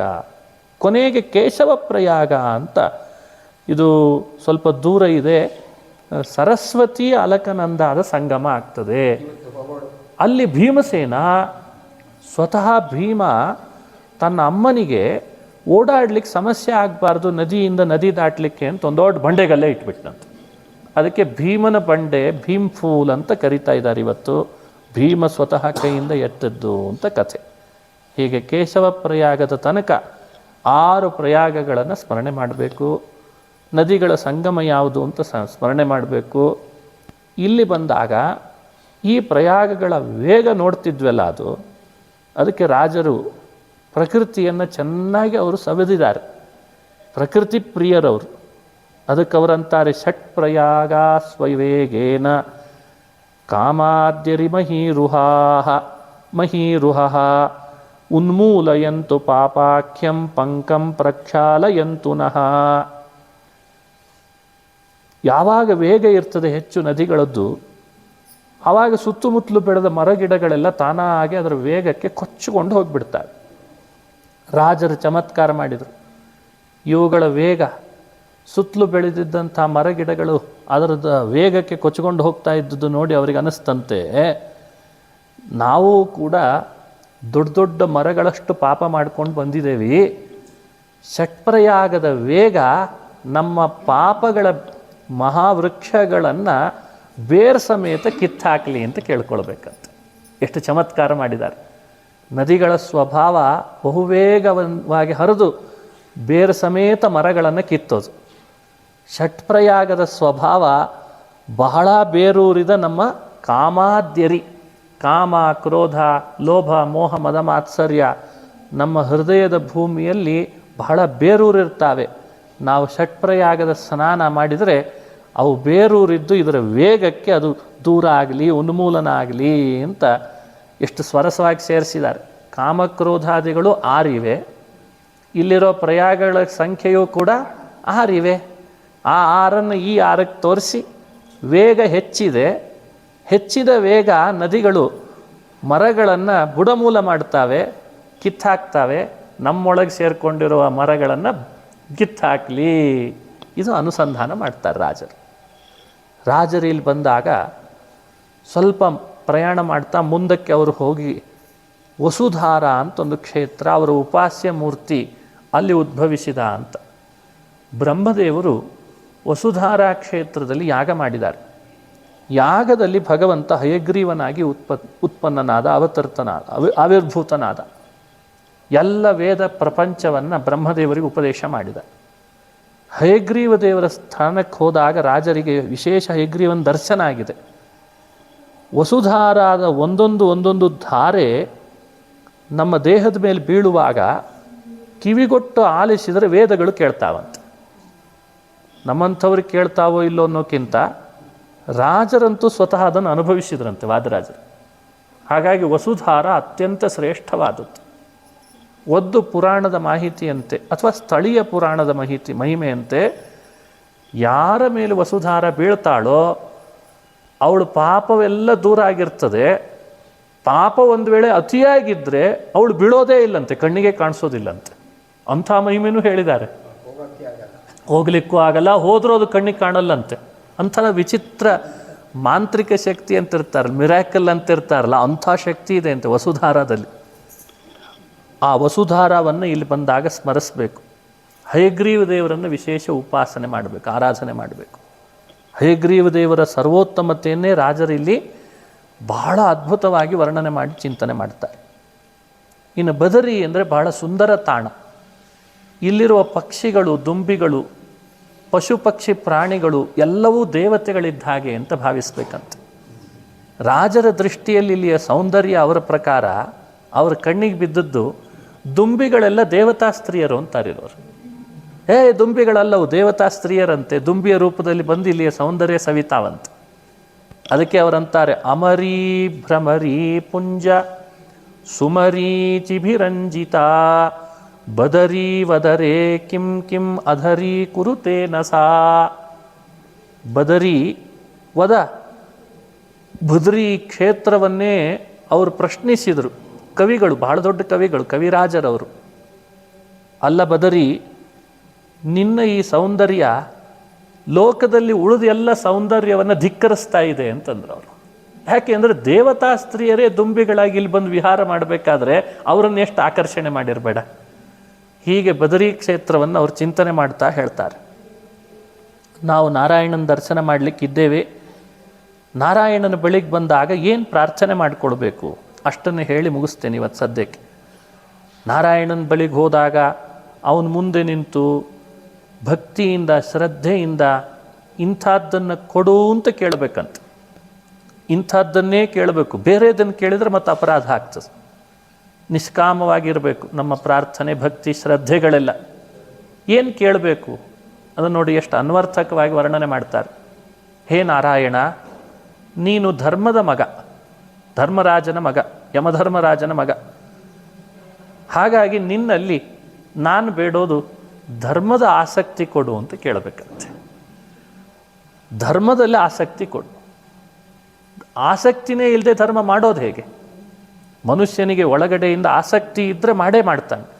ಆಸಕ್ತಿನೇ ಇಲ್ಲ, ಶ್ರದ್ಧೆನೇ ಇಲ್ಲ ಅಂದರೆ ಮಾಡೋದು ಹೇಗೆ? ಇವತ್ತು ನಮಗೆಲ್ಲ ಅದೇ ಸಮಸ್ಯೆ. ಸಹಜವಾಗಿ ನಮ್ಮೊಳಗಿದ್ದ ಧರ್ಮದ ಬಗ್ಗೆ ಶ್ರದ್ಧೆಯನ್ನೇ ಅಳಗಾಡಿಸ್ಬಿಟ್ಟಿದ್ದಾರೆ ಕಾನ್ವೆಂಟ್ನವರು. ಅದ್ರ ಬಗ್ಗೆ ಜಾಸ್ತಿ ಮಾತಾಡೋದು ಬೇಡ. ಅದಕ್ಕೆ ತರ್ಕ ಬೇರೆ ಹಾಕ್ತಾರೆ, ಮತ್ತೆ ಲಾಜಿಕ್ ನೋಡಿದ್ಯಾ, ಅದನ್ನು ಮಾಡಿದ್ರು ಏನಾಗಲಿಲ್ಲ ಅಂತಾರೆ. ಮತ್ತೆ ಫಲ ಅನುಪಲಬ್ಧಿ, ಫಲ ಮನುಷ್ಯನಿಗೆ ಸಿಗದೇ ಇದ್ದ ಕೂಡಲೇ ಅಶ್ರದ್ಧೆಯನ್ನು ಅದರ ಮೇಲೆ ಆರೋಪ ಮಾಡಲಿಕ್ಕೆ ಶುರು ಮಾಡ್ತಾರೆ. ಇದೆಲ್ಲ ಜಗತ್ತಿನಲ್ಲಿ ನಡೀತದೆ. ಬದರಿ ಕ್ಷೇತ್ರಕ್ಕೆ ಬಂದಾಗ ಧರ್ಮದ ಮಗ ನೀನು ನಾರಾಯಣ, ಧರ್ಮದ ಆಸಕ್ತಿ ಕೊಡು ಅಂತ ಪ್ರಾರ್ಥನೆ ಮಾಡಬೇಕಂತೆ. ಮೊದಲನೇ ಪ್ರಾರ್ಥನೆ. ಎರಡನೇ ಪ್ರಾರ್ಥನೆ, ಈತ ಹ್ಯಾಕೆ ಕೂತಿದ್ದಾನೆ ಅಂದರೆ ಪದ್ಮಾಸನದಲ್ಲಿ ಕೂತಿದ್ದಾನೆ ನಾರಾಯಣ. ಪದ್ಮಾಸನ ಅಂದರೆ ಯೋಗಾಸನಗಳಲ್ಲಿ ಅದೊಂದು ಪ್ರಮುಖವಾದ ಆಸನ. ಹಾಗಾಗಿ ರಾಜರು ಕೇಳಿದ್ರಂತೆ, ನಾರಾಯಣ ನೀನು ಯೋಗಪಟು, ಪದ್ಮಾಸನದಲ್ಲಿ ಅಷ್ಟೋ ತಪಸ್ಸಿಗೆ ಕೂತಿದ್ದಿ, ನನಗೊಂದಿಷ್ಟು ಯೋಗದ ಸಂಪತ್ತು ಕೊಡು ಅಂತ ಕೇಳಬೇಕಂತೆ. ಎರಡನೇ ಪ್ರಾರ್ಥನೆ. ಜೀವನದಲ್ಲಿ ಭೋಗ ಜಾಸ್ತಿಯಾಗಿ ರೋಗಕ್ಕೆ ಒಳಗಾಗೋಕ್ಕಿಂತ ಯೋಗ ಹೆಚ್ಚಾಗಿ ದೇವರ ಸನ್ನಿಧಾನದಲ್ಲಿ ಹೋಗುವಂತಾಗಬೇಕು. ಹಾಗಾಗಿ ಭೋಗ ಬೇಡ, ಅದರಿಂದ ರೋಗ ಜಾಸ್ತಿ ಆಗ್ತದೆ. ಯೋಗ ಕೊಡಲಿ ಅಂದರೆ ಭಗವಂತನ ಯೋಗ ಸಿಗ್ತದೆ. ಅದಕ್ಕೆ ನೀನು ಯೋಗ ಸಂಪತ್ತು, ಯೋಗಾಭ್ಯಾಸನ ಮಾಡ್ತಾ ಇದ್ದಿ, ಅದಕ್ಕೆ ಯೋಗದ ಇಡೀ ಪ್ರಪಂಚ ಯೋಗ ಯೋಗ ಅಂತ ಜಪಿಸ್ತಾ ಇದ್ದರೆ ಯೋಗದ ಮೂಲ ಯೋಗಿಗಳೆಲ್ಲ ಹಿಮಾಲಯದಲ್ಲೇ ಸಿಗೋದು ನಿಮಗೆ. ಇಲ್ಲಿ ಹಿಮಾಲಯದಲ್ಲಿ ಹಸಿವೆ ಕಡಿಮೆ, ಹಿಮಾಲಯದಲ್ಲಿ ಹಸಿವೆ ಕಡಿಮೆ, ಹಸಿವೆ ಹೆಚ್ಚಾಗಲ್ಲ. ಹಿಮಾಲಯದೊಳಗೆ ವಿಶೇಷತೆ ಏನು ಅಂದರೆ, ನಾವು ಸತೋಪಂಥಕ್ಕೆ ಹೋಗ್ತಾ ಕೆಲವು ಯೋಗಿಗಳು ಸಿಗ್ತಾರೆ. ಅಲ್ಲಿ ಝರಿ ಹರಿತದೆ, ಝರಿ, ನೀರಿನ ಝರಿ, 104 ಗಿಡ ಮೂಲಿಕೆಗಳ ಮೇಲೆ ಹರಿದು ಬಂದ ಝರಿ ಅಂತದ್ದು. ಒಂದು ಸಲ ಕುಡಿದ್ರೆ 1 ವರ್ಷ ಜ್ವರ ಬರಲ್ಲಂತ. ಅಂಥ ನೀರುಗಳೆಲ್ಲ ಕುಡಿತಿದ್ವಿ ನಾವಲ್ಲಿ. ನಿಮ್ಮ ಮುಂದೆ ಹಂಚಿಕೊಂಡೆ ಅಷ್ಟೇ. ಯಾಕೆ ಅಂದರೆ ಇದರ ಮೇಲಿನ ಪ್ರಾಂತದ ಗಂಧಮಾದನದಲ್ಲಿ ಸಂಜೀವಿನಿಯ ಮೇಲೆ ಹರ್ಕೊಂಡು ಬಂದಿರ್ತದಂಥದ್ದೆಲ್ಲ. ಅಷ್ಟು ಅದ್ಭುತವಾದಂಥ ನದಿಗಳು ಹರಿತಾವಂತಿಲ್ಲಿ, ಅದೆಲ್ಲ ಸೇರ್ತದೆ ಈ ಅಲಕನಂದಾಕ್ಕೆ. ಅದಕ್ಕೆ ಗಂಗಾ, ಅದು ಜಾಹ್ನವಿ ತೋಯಂ ಔಷಧಂ ಅಂತಂದ್ರೆ ಅದಕ್ಕೇನೆ ಔಷಧಂ ಜಾಹ್ನವಿ ತೋಯಂ. ಇದು ನಮಗೆ ಎಂಥ ವ್ಯಾಧಿಗಳನ್ನು ಕಳೆಯೋ ಶಕ್ತಿ ಇದೆ, ನಿಮಗದು ಅನುಭವಿಸಿದಾಗ ಗೊತ್ತಾಗ್ತದೆ. ಅಷ್ಟು ಸನ್ನಿಧಾನ ಇಲ್ಲಿ. ಅದಕ್ಕೆ ಯೋಗಾಭ್ಯಾಸ ಅನ್ನೋದು ಹಿಮಾಲಯದಲ್ಲಿ ವಿಶೇಷ. ಮೂಲ ಪುರುಷ ಯಾರು ಅಂದರೆ ನಾರಾಯಣ. ಅದಕ್ಕೆ ನಾರಾಯಣನನ್ನು ನನಗೊಂದು ಸ್ವಲ್ಪ ಯೋಗದ ಸಂಪತ್ತು ಕೊಡಪ್ಪ ಅಂತ ಕೇಳಬೇಕಂತೆ ವಾದರಾಜರು ಹೇಳ್ತಾರೆ. ಅವನೇ ಹರಿ. ಹೌದು. ಮೂರನೇದ್ದು ತಪಸ್ಸೆ ಕೂತಿದ್ದಾನೆ. ದೇವತೆಗಳೇ ವಿಘ್ನ ಮಾಡಲಿಕ್ಕೆ ಬಂದರೂ ಕೂಡ ಅವನ ಮನಸ್ಸೇನು ವಿಚಲಿತ ಆಗಲಿಲ್ಲ. ಮನ್ಮಥ ಸೋತೋದ. ಎಷ್ಟೆಷ್ಟು ಅಪ್ಸರಾ ಸ್ತ್ರೀಯರು ಏನೆಲ್ಲ ಮಾಡಿದರೂ ಕೂಡ ಸೋತೋದ್ರು. ಅದಕ್ಕೆ ರಾಜರಂತಾರೆ, ನೀನು ತಪಸ್ಸಿ ಕೂತು ನನಗೇನು ಕೊಡಬೇಕು ಅಂದರೆ ನನ್ನ ಜೀವನದೊಳಗೂ ಮನ್ಮಥನ ಬಾಣಕ್ಕೆ ನಾನು ತುತ್ತಾಗದೇ ಇರೋ ಹಾಗೆ ನೋಡ್ಕೋ ಅಂತ ಕೇಳಿದ್ರಂತೆ. ರಾಜರಂತಾರೆ, ಯಾಕಂದರೆ ನೀನು ಮನ್ಮಥನ ಬಾಣವನ್ನೇ ಧಿಕ್ಕರಿಸಿದವ ನಿನ್ನ ತಪಸ್ಸಿನಿಂದ. ಇದು ಮೂರನೇ ಪ್ರಾರ್ಥನೆ. ಧರ್ಮದ ಆಸಕ್ತಿ ಕೊಡು, ಯೋಗದ ಸಂಪತ್ತನ್ನು ಕೊಡು, ಮನ್ಮಥನ ಜಯ ಕೊಡು, ಕಾಮ ಜಯ ಕೊಡು. ನಾಲ್ಕನೆಯದ್ದು, ಇಡೀ ಭಾರತದಲ್ಲಿ ಅತೀ ಎತ್ತರದ ಕ್ಷೇತ್ರ ಅಂದ್ರೆ ಇದೆ. ಇವಾಗ ಎತ್ತರದ ಕ್ಷೇತ್ರ. ಅದಕ್ಕೆ ರಾಜರಂತಾರೆ, ನನ್ನ ಬದುಕಿನಲ್ಲಿ ನನ್ನ ಜೊತೆಗೆ ಅಂತ ಯಾರೆಲ್ಲ ಇರ್ತಾರೆ ಅವರಿಗಿಂತ ಎತ್ತರದ ಸ್ಥಾನ ನನಗೆ ಕೊಡು ಅಂತ. ಉಪನಿಷತ್ನಲ್ಲೆಲ್ಲ ಬರ್ತದೆ. ಉಪನಿಷತ್ತುಗಳಲ್ಲಿ ಅವನು ಬಹಳ ಎತ್ತರಕ್ಕೆ ಹೋಗ್ತಾನೆ ಅಂದರೆ ಸಜಾತಿಯರಲ್ಲಿ ಎತ್ತರಕ್ಕೆ ಹೋಗ್ತಾನೆ ಅಂತ ಅರ್ಥ ಅಂತೆ. ಅಂದರೆ ಒಂದು ಯಾವುದೋ ಸೆಕ್ಟರ್ನಲ್ಲಿ ಕೆಲಸ ಮಾಡ್ತಿರ್ತಾನೆ. ನಾರಾಯಣನ ವಿಶೇಷ ಪ್ರಾರ್ಥನೆ ಮಾಡಿದರೆ ಆ ಸೆಕ್ಟರ್ನಲ್ಲಿ ಅವನು ಮಾತ್ರ ಒಂದು ಒಳ್ಳೆ ಪೋಸ್ಟಿಗೆ ಬರ್ತಾನೆ, ಕೀ ಪೋಸ್ಟಿಗೆ. ಅದು ಬಹಳ ಮುಖ್ಯ ಮನುಷ್ಯನಿಗೆ. ಸಂಪತ್ತು, ಕೀರ್ತಿ, ಪದವಿ, ಅದನ್ನು ಹೇಳ್ತಾರೆ ರಾಜರು. ಎಷ್ಟು ಎತ್ತರ ಇದ್ದಿ ಮಾರಾಯ, ನನ್ನನ್ನೊಂಚೂರು ಎತ್ತರದ ಪದವಿಯಲ್ಲಿ ಕೂಡಿಸು ಅಂತ ಕೇಳಬೇಕಂತ. ಉತ್ತುಂಗಾದ್ರಿಗತ ಸದೋಚ್ಚ ಪದವಿ. ಉಚ್ಚ ಪದವಿ ಅಂದರೆ ಮೋಕ್ಷ ಸ್ಥಾನವೇ. ಅದು ಒಂದು ಅರ್ಥ ಇದೆ. ಎಲ್ರಿಗಿಂತ ಎತ್ತರ ಇರೋದು ಮೋಕ್ಷ, ಅಲ್ಲಿಯೂ ಕೂಡಿಸು. ಆದರೆ ಈಗ ಭೂಮಿಯೊಳಗೆ ನಾನು ನನ್ನ ಬದುಕು ಕಟ್ಕೊಂಡಿದ್ದೇನಲ್ಲ ಒಂದು ಯಾವುದೋ ಸೆಕ್ಟರ್ನಲ್ಲಿ, ಅಲ್ಲಂತೂ ನನ್ನನ್ನು ಎತ್ತರದಲ್ಲಿ ಕೂಡಿಸಿರು ಅಂತ. ಈ ಅರ್ಥದಲ್ಲಿಯೂ ಕೂಡ ಅದನ್ನು ಅನುಸಂಧಾನ ಮಾಡಿಸ್ತಾರೆ. ಬೇಕು, ಯತಿಗಳೇ ಇದ್ದಾರೆ. ಒಂದು 100 ಜನ ಯತಿಗಳಲ್ಲಿ ಒಬ್ಬ ಯತಿಯನ್ನು ಭಾರೀ ಎತ್ತರದಲ್ಲಿ ಕೂಡಿಸ್ತಾನೆ ಭಗವಂತ. 100 ಜನ ಸಾಧಕರಲ್ಲಿ ಒಬ್ಬನನ್ನು ಭಾರೀ ಮೇಲ್ ಸಾಧಕ ಅಂತ ಅಚೀವ್ಮೆಂಟ್ ಅವಾರ್ಡ್ ಅಂತ ಕೊಡ್ತಾರಲ್ಲ ಈಗೆಲ್ಲ ಎಂಪ್ಲಾಯೀಸ್ಗಳಿಗೆಲ್ಲ. ಹಾಗೆ, ಯಾಕಂದ್ರೆ ಅವ್ರ ಕಂಪ್ನಿ ಪ್ರೋಗ್ರೆಸ್ ಆಗಲಿ ಅಂತ. ಹಾಗಿದ್ದಾಗೆ ಮನುಷ್ಯನಿಗೆ ಬೇಕಿವೆಲ್ಲ ಜೀವನದೊಳಗೆ. ಅದಕ್ಕೆ ನಾರಾಯಣ, ನೀನು ಎಷ್ಟು ಎತ್ತರದಲ್ಲಿ ಕೂತಿದ್ದಿ, ನನ್ನನ್ನು ಒಂಚೂರು ಎತ್ತರದ ಪದವಿಯಲ್ಲಿ ಕೂಡಿಸು ಅಂತ ರಾಜರು ಕೇಳ್ತಾರೆ. 4 ಆಯ್ತಾ? 5ನೇದ್ದು, ಯಾವ ಹೆಣ್ಣನ್ನು ನೋಡಿದರೂ ಕೂಡ ನನಗೆ ಮಾತೃಭಾವ ಬರಬೇಕು. ಆ ಭಾವದಂತೆ ನಾನು ಬರಬೇಕು.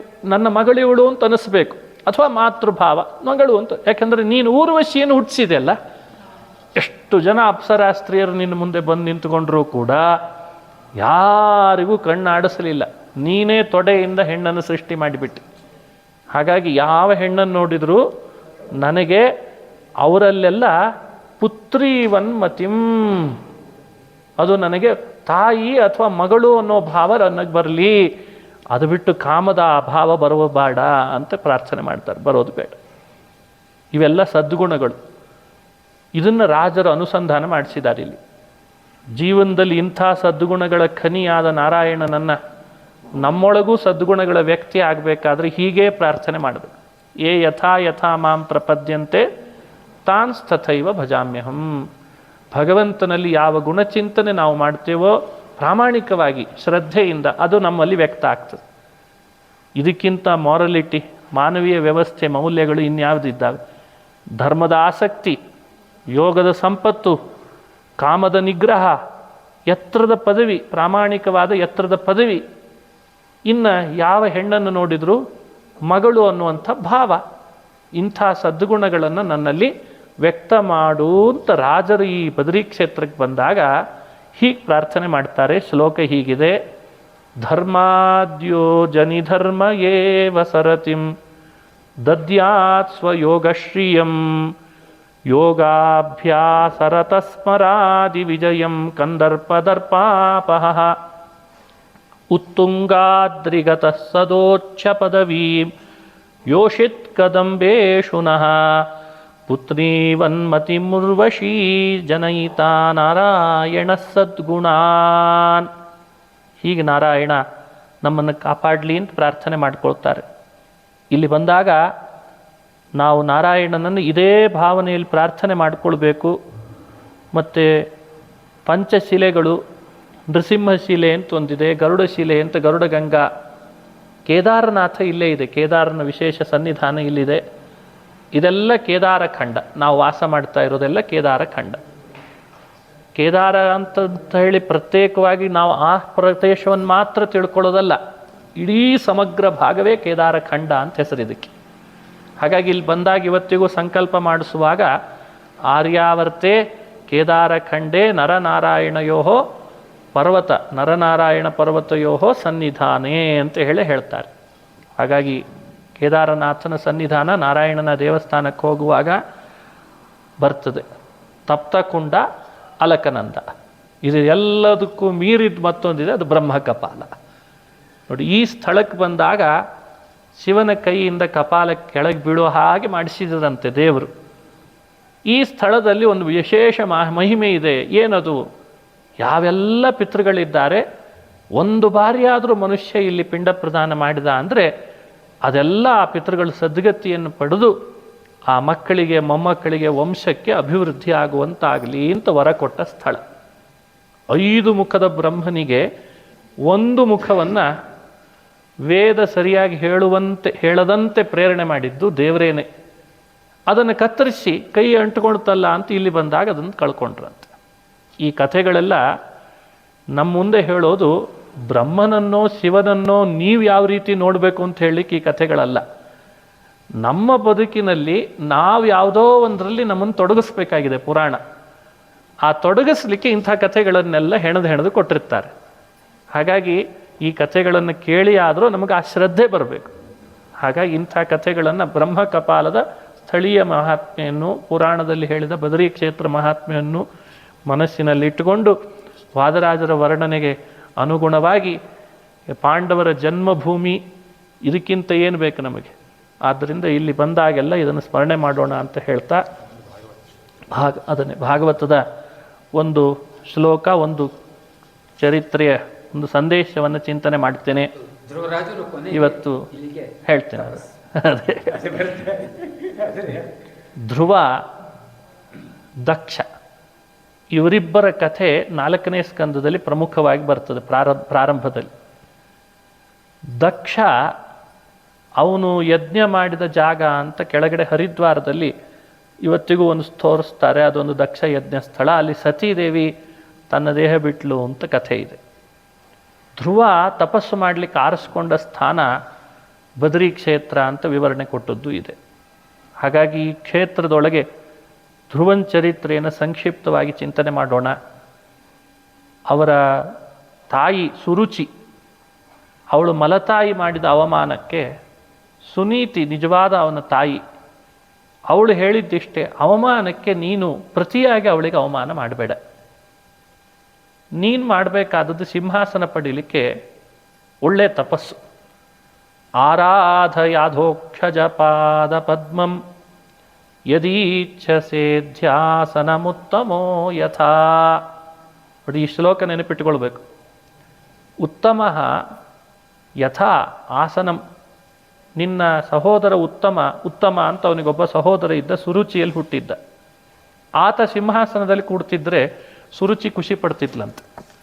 ಧ್ರುವ ಸಿಂಹಾಸನದಲ್ಲಿ ಕೂಡ್ಲಿಕ್ಕೆ ಬಂದು ಕೂಡಲೇ ಎಬ್ಬಿಸ್ತಿದ್ಲಂತ.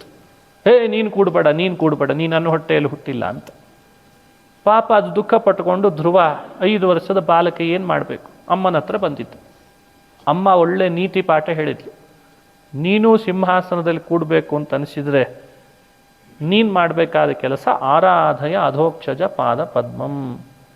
ಅಧೋಕ್ಷಜ ಅನ್ನೋದು ಭಗವಂತನ ಒಂದು ರೂಪ. ಭಾಗವತದ 12 ಸ್ಕಂಧಗಳಲ್ಲಿ ಕೇಶವಾದಿ 24 ನಾಮಗಳು ಒಂದು ಚಕ್ರದಂತೆ ಪರಿವರ್ತನೆ ಆಗ್ತವೆ. ಚಕ್ರದಂತೆ ಎರಡೆರಡು ಭಗವಂತನ ನಾಮ ಒಂದೊಂದು ಸ್ಕಂದದಲ್ಲಿ ವಿಶೇಷವಾಗಿ ವ್ಯಾಸರು ಸೇರಿಸ್ತಾರೆ. ಅಧೋಕ್ಷಜ ಅನ್ನೋ ನಾಮವನ್ನು 4ನೇ ಸ್ಕಂದದಲ್ಲಿ ಸೇರಿಸ್ತಾರೆ. ನಾವು 24 ನಾಮಗಳಲ್ಲಿ ಅಧೋಕ್ಷಜ ನಾಮ. ಮುಂದೆ ದಕ್ಷಿಣ ಕಥೆಯಲ್ಲಿಯೂ ಕೂಡ ಸತಿಗೆ ಶಿವ ಹೇಳುವಾಗಲೂ ಅಧೋಕ್ಷಜನನ್ನೇ ಹೇಳ್ತಾಳೆ. ನೀವ್ಯಾಕೆ ನಮ್ಮ ತಂದೆ ಬಂದಾಗ ಎದ್ದು ನಿಲ್ಲಿಲ್ಲ, ಏನು ಮಾಡ್ತಾ ಇದ್ರಿ? ಧ್ಯಾನ ಮಾಡ್ತೀವಿ. ಯಾರನ್ನು ಧ್ಯಾನ ಮಾಡ್ತಾ ಇದ್ರಿ? ಅಧೋಕ್ಷಜೋ ಮೇ ಮನಸಾ ವಿಧೀಯತೆ ಅಂತ ಹೇಳ್ತಾರೆ ರುದ್ರದೇವರು. ಇದು 4ನೇ ಸ್ಕಂದದ ಕಥೆನೇ. 2 ಬಾರಿ ಅಧೋಕ್ಷಜ. ಶಿವನ ಬಾಯಲ್ಲೂ ಅಧೋಕ್ಷಜನನ್ನು ಧ್ಯಾನ ಮಾಡ್ತಿದ್ದೆ ಅಂತ ಬರ್ತದೆ. ಇಲ್ಲಿ ನೋಡಿದರೆ ನೀತಿಯನ್ನು ಹೇಳಿ ಕಳಿಸುವಂತಹ ಸ್ವತಃ ಸುನೀತಿ ಹೇಳ್ತಾಳೆ, ಆರಾಧಯ ಅಧೋಕ್ಷಜ ಪಾದ ಪದ್ಮಂ ಅಂತ. ಅಧೋಕ್ಷಜ ಅಂದ್ರೆ ನಾಮದ ಅರ್ಥ ಏನು? ನಮ್ಮ ಇಂದ್ರಿಯಗಳೆಲ್ಲ ಅಕ್ಷ. ಆ ಅಕ್ಷದ ಸೆರೆ ಹಿಡಿಲಿಕ್ಕೆ ಅವಕಾಶ ಇಲ್ಲದಷ್ಟು ಭಗವಂತ ಎತ್ತರದಲ್ಲಿದ್ದಾನೆ. ನಮ್ಮ ಇಂದ್ರಿಯಗಳು ಯಾರನ್ನ ಸೆರೆ ಹಿಡಿಲಿಕ್ಕಾಗಲ್ವೋ ಆ ಕಾರಣಕ್ಕೆ ಅವನಿಗೆ ಅಧೋಕ್ಷಜ ಅಂತ ಹೆಸರತ್ತೆ. ಅಕ್ಷಜ ಅಂದರೆ ನಮ್ಮ ಇಂದ್ರಿಯಗಳಿಂದ ಬರೋ ಧ್ಯಾನ, ಅದಕ್ಕೆ ಒಳಪಡೋನಲ್ಲ. ನೋಡಿ, ನಮ್ಮ ಈ ಸ್ಥೂಲ ಇಂದ್ರಿಯಗಳು, ನಮ್ಮ ಚರ್ಮ, ಈ ಇಂದ್ರಿಯ ದೇವರನ್ನು ಸೆರೆ ಹಿಡಿಯಲ್ಲ. ಇದು ಬರೀ ಮೊಬೈಲ್ ಸೆರೆ ಹಿಡಿತದೆ ಅಷ್ಟೇ. ಬೇಕಂದ್ರೆ ಮೊಬೈಲ್ ಸೆರೆ ಹಿಡಿತದೆ, ದೇವರನ್ನು ಸೆರೆ ಹಿಡಿಯಲ್ಲ. ಇದು ನಾವು ಪ್ರತೀಕ ಸೆರೆ ಹಿಡಿಬೋದಷ್ಟೇ. ಪ್ರತೀಕ ದೇವರಲ್ಲ, ನ ಪ್ರತೀಕೆ ಸಹ.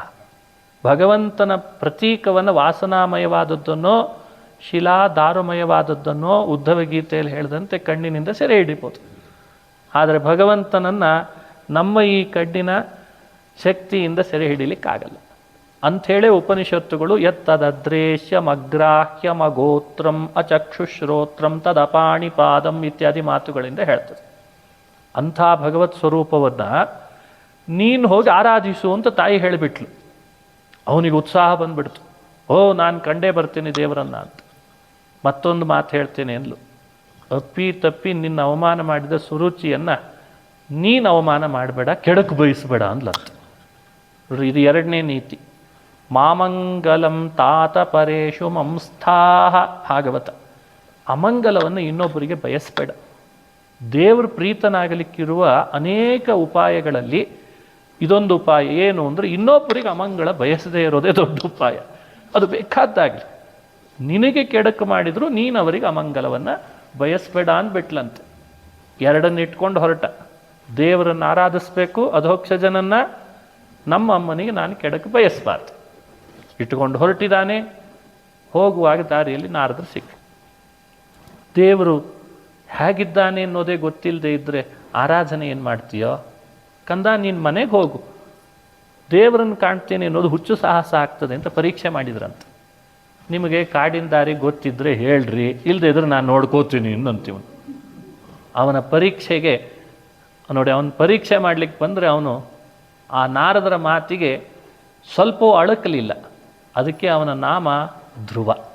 ಸಂಸ್ಕೃತದಲ್ಲಿ ಧ್ರುವ ಅಂದರೆ ಸ್ಥಿರ ಅಂತ ಅರ್ಥ. ಯಾರೊಬ್ಬರು ಬಂದರೂ ಕೂಡ ತಾನು ನಡೆಯುವ ದಾರಿಯಿಂದ ಯಾರು ಚಂಚಲನಾಗೋದಿಲ್ವೋ ಅವನೇ ಧ್ರುವ. ಯಾರೋ ಒಬ್ರು ಹೇಳಿದ ಕೂಡಲೇ ನಾವು ಚಂಚಲ ಆಗಿಬಿಡ್ತೀವಿ. ಅಯ್ಯೋ, ಅವ್ರು ಹೇಳಿದ್ರು ಬಿಡ್ರಿ, ಈ ಭಾಗವತ ಧರ್ಮಕ್ಕಿಂತ ಬೇರೆನೇ ಚೆನ್ನಾಗಿರ್ತದೆ ಅಂತ ಹಿಂಗೆ ಹೋಗಿಬಿಡ್ತೀವಿ. ಸ್ವಧರ್ಮ ಚಾಲನಂ ನ. ಎಂದೂ ನಮ್ಮ ಸ್ವಧರ್ಮದಿಂದ ನಾವು ಅಳಗಾಡದೇ ಇದ್ದರೆ ಅದೇ ನಮಗೆ ಧರ್ಮ, ಅದು ಧ್ರುವ ಅಂತ ಆಗ್ತದೆ. ಅವನ ಮಾತು, ಅವನು ಕೊಟ್ಟಿದ್ದಾನೆ ತಾಯಿಗೆ, ದೇವರನ್ನ ಕಂಡೇ ಬರ್ತೇನೆ ಅಂತ. ನಾರದರು ಪರೀಕ್ಷೆ ಮಾಡಿದರೂ ಕೂಡ ಆ ದಾರಿಯಿಂದ ಆತ ಅಳಗಾಡಲಿಲ್ಲ. ಆವಾಗ ನಾರದರೇ ಸೋತರಂತೆ.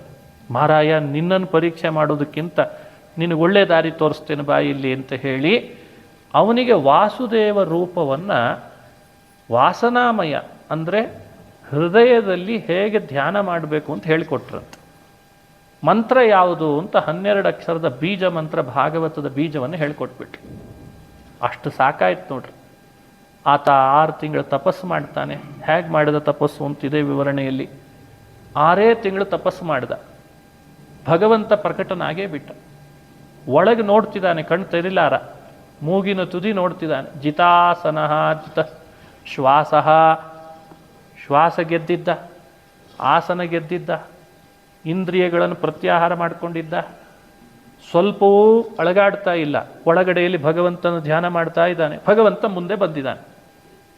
ಭಗವಂತ ಬನ್ನಲ್ಲ ಅಂತಿನ್ನು ಅವನ ಬಗ್ಗೆ ಏಳಬೇಕು, ಸ್ತೋತ್ರ ಮಾಡಬೇಕು, ಕಣ್ ತೆಗಿತಾ ಇಲ್ಲ. ಭಗವಂತ ಏನು ಮಾಡಿದ, ಆ ಧ್ರುವಕುಮಾರನ ಹೃದಯದಲ್ಲಿ ಅವನು ಕಾಣ್ತಾ ಇದ್ದ ಆ ಚಿತ್ರವನ್ನು ತಾನು ಮರೆಮಾಚಿಸಿದ್ದಂತೆ. ಅದು ಅವನ ಮನಸ್ಸಿನಲ್ಲಿ ವಾಸನಾಮಯವಾಗಿ ಕಲ್ಪಿಸಿಕೊಂಡದ್ದು ಪ್ರತೀಕ. ಅದನ್ನು ಮರೆಮಾಚಿಸಿದ. ಎಲ್ಲಿವರೆಗೂ ಅದು ಕಾಣ್ತಿರ್ತದೆ ಅಲ್ಲಿವರೆಗೂ ಈತ ಕಣ್ಣು ತೆಗೆಯಲ್ಲ. ಅದಕ್ಕೆ ದೇವರೇ ಮರೆಮಾಚಿಸಿದ. ಒಳಗೆ ಕಾಣದೇ ಇದ್ರೆ ಸಮಸ್ಯೆ ಏನು? ಕಣ್ಣು ತೆಗಿಲೇಬೇಕಾಯ್ತು.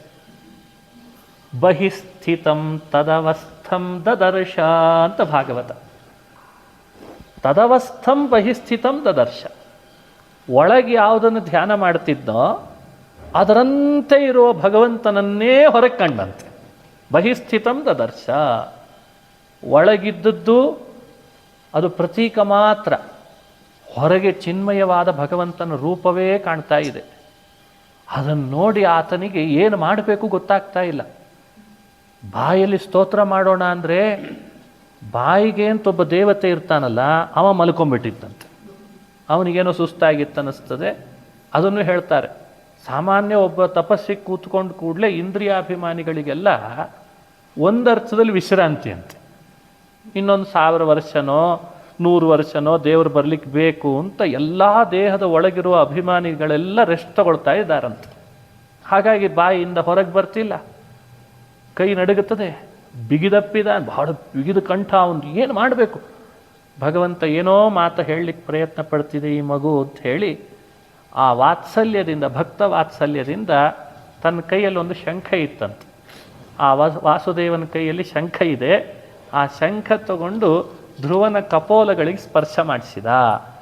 ಪಸ್ಪರ್ಶ ಬಾಲಂ ಹೃದಯ ಕಪೋಲೆ ಬ್ರಹ್ಮಮಯೇನ ಕಂಬುನ ಪಸ್ಪರ್ಶ ಬಾಲಂ ಹೃದಯ ಕಪೋಲೆ. ಹೃದಯ ಭಗವಂತನ ಅಂತಃಕರಣ ತುಂಬಿ ಬಂದಿದೆ.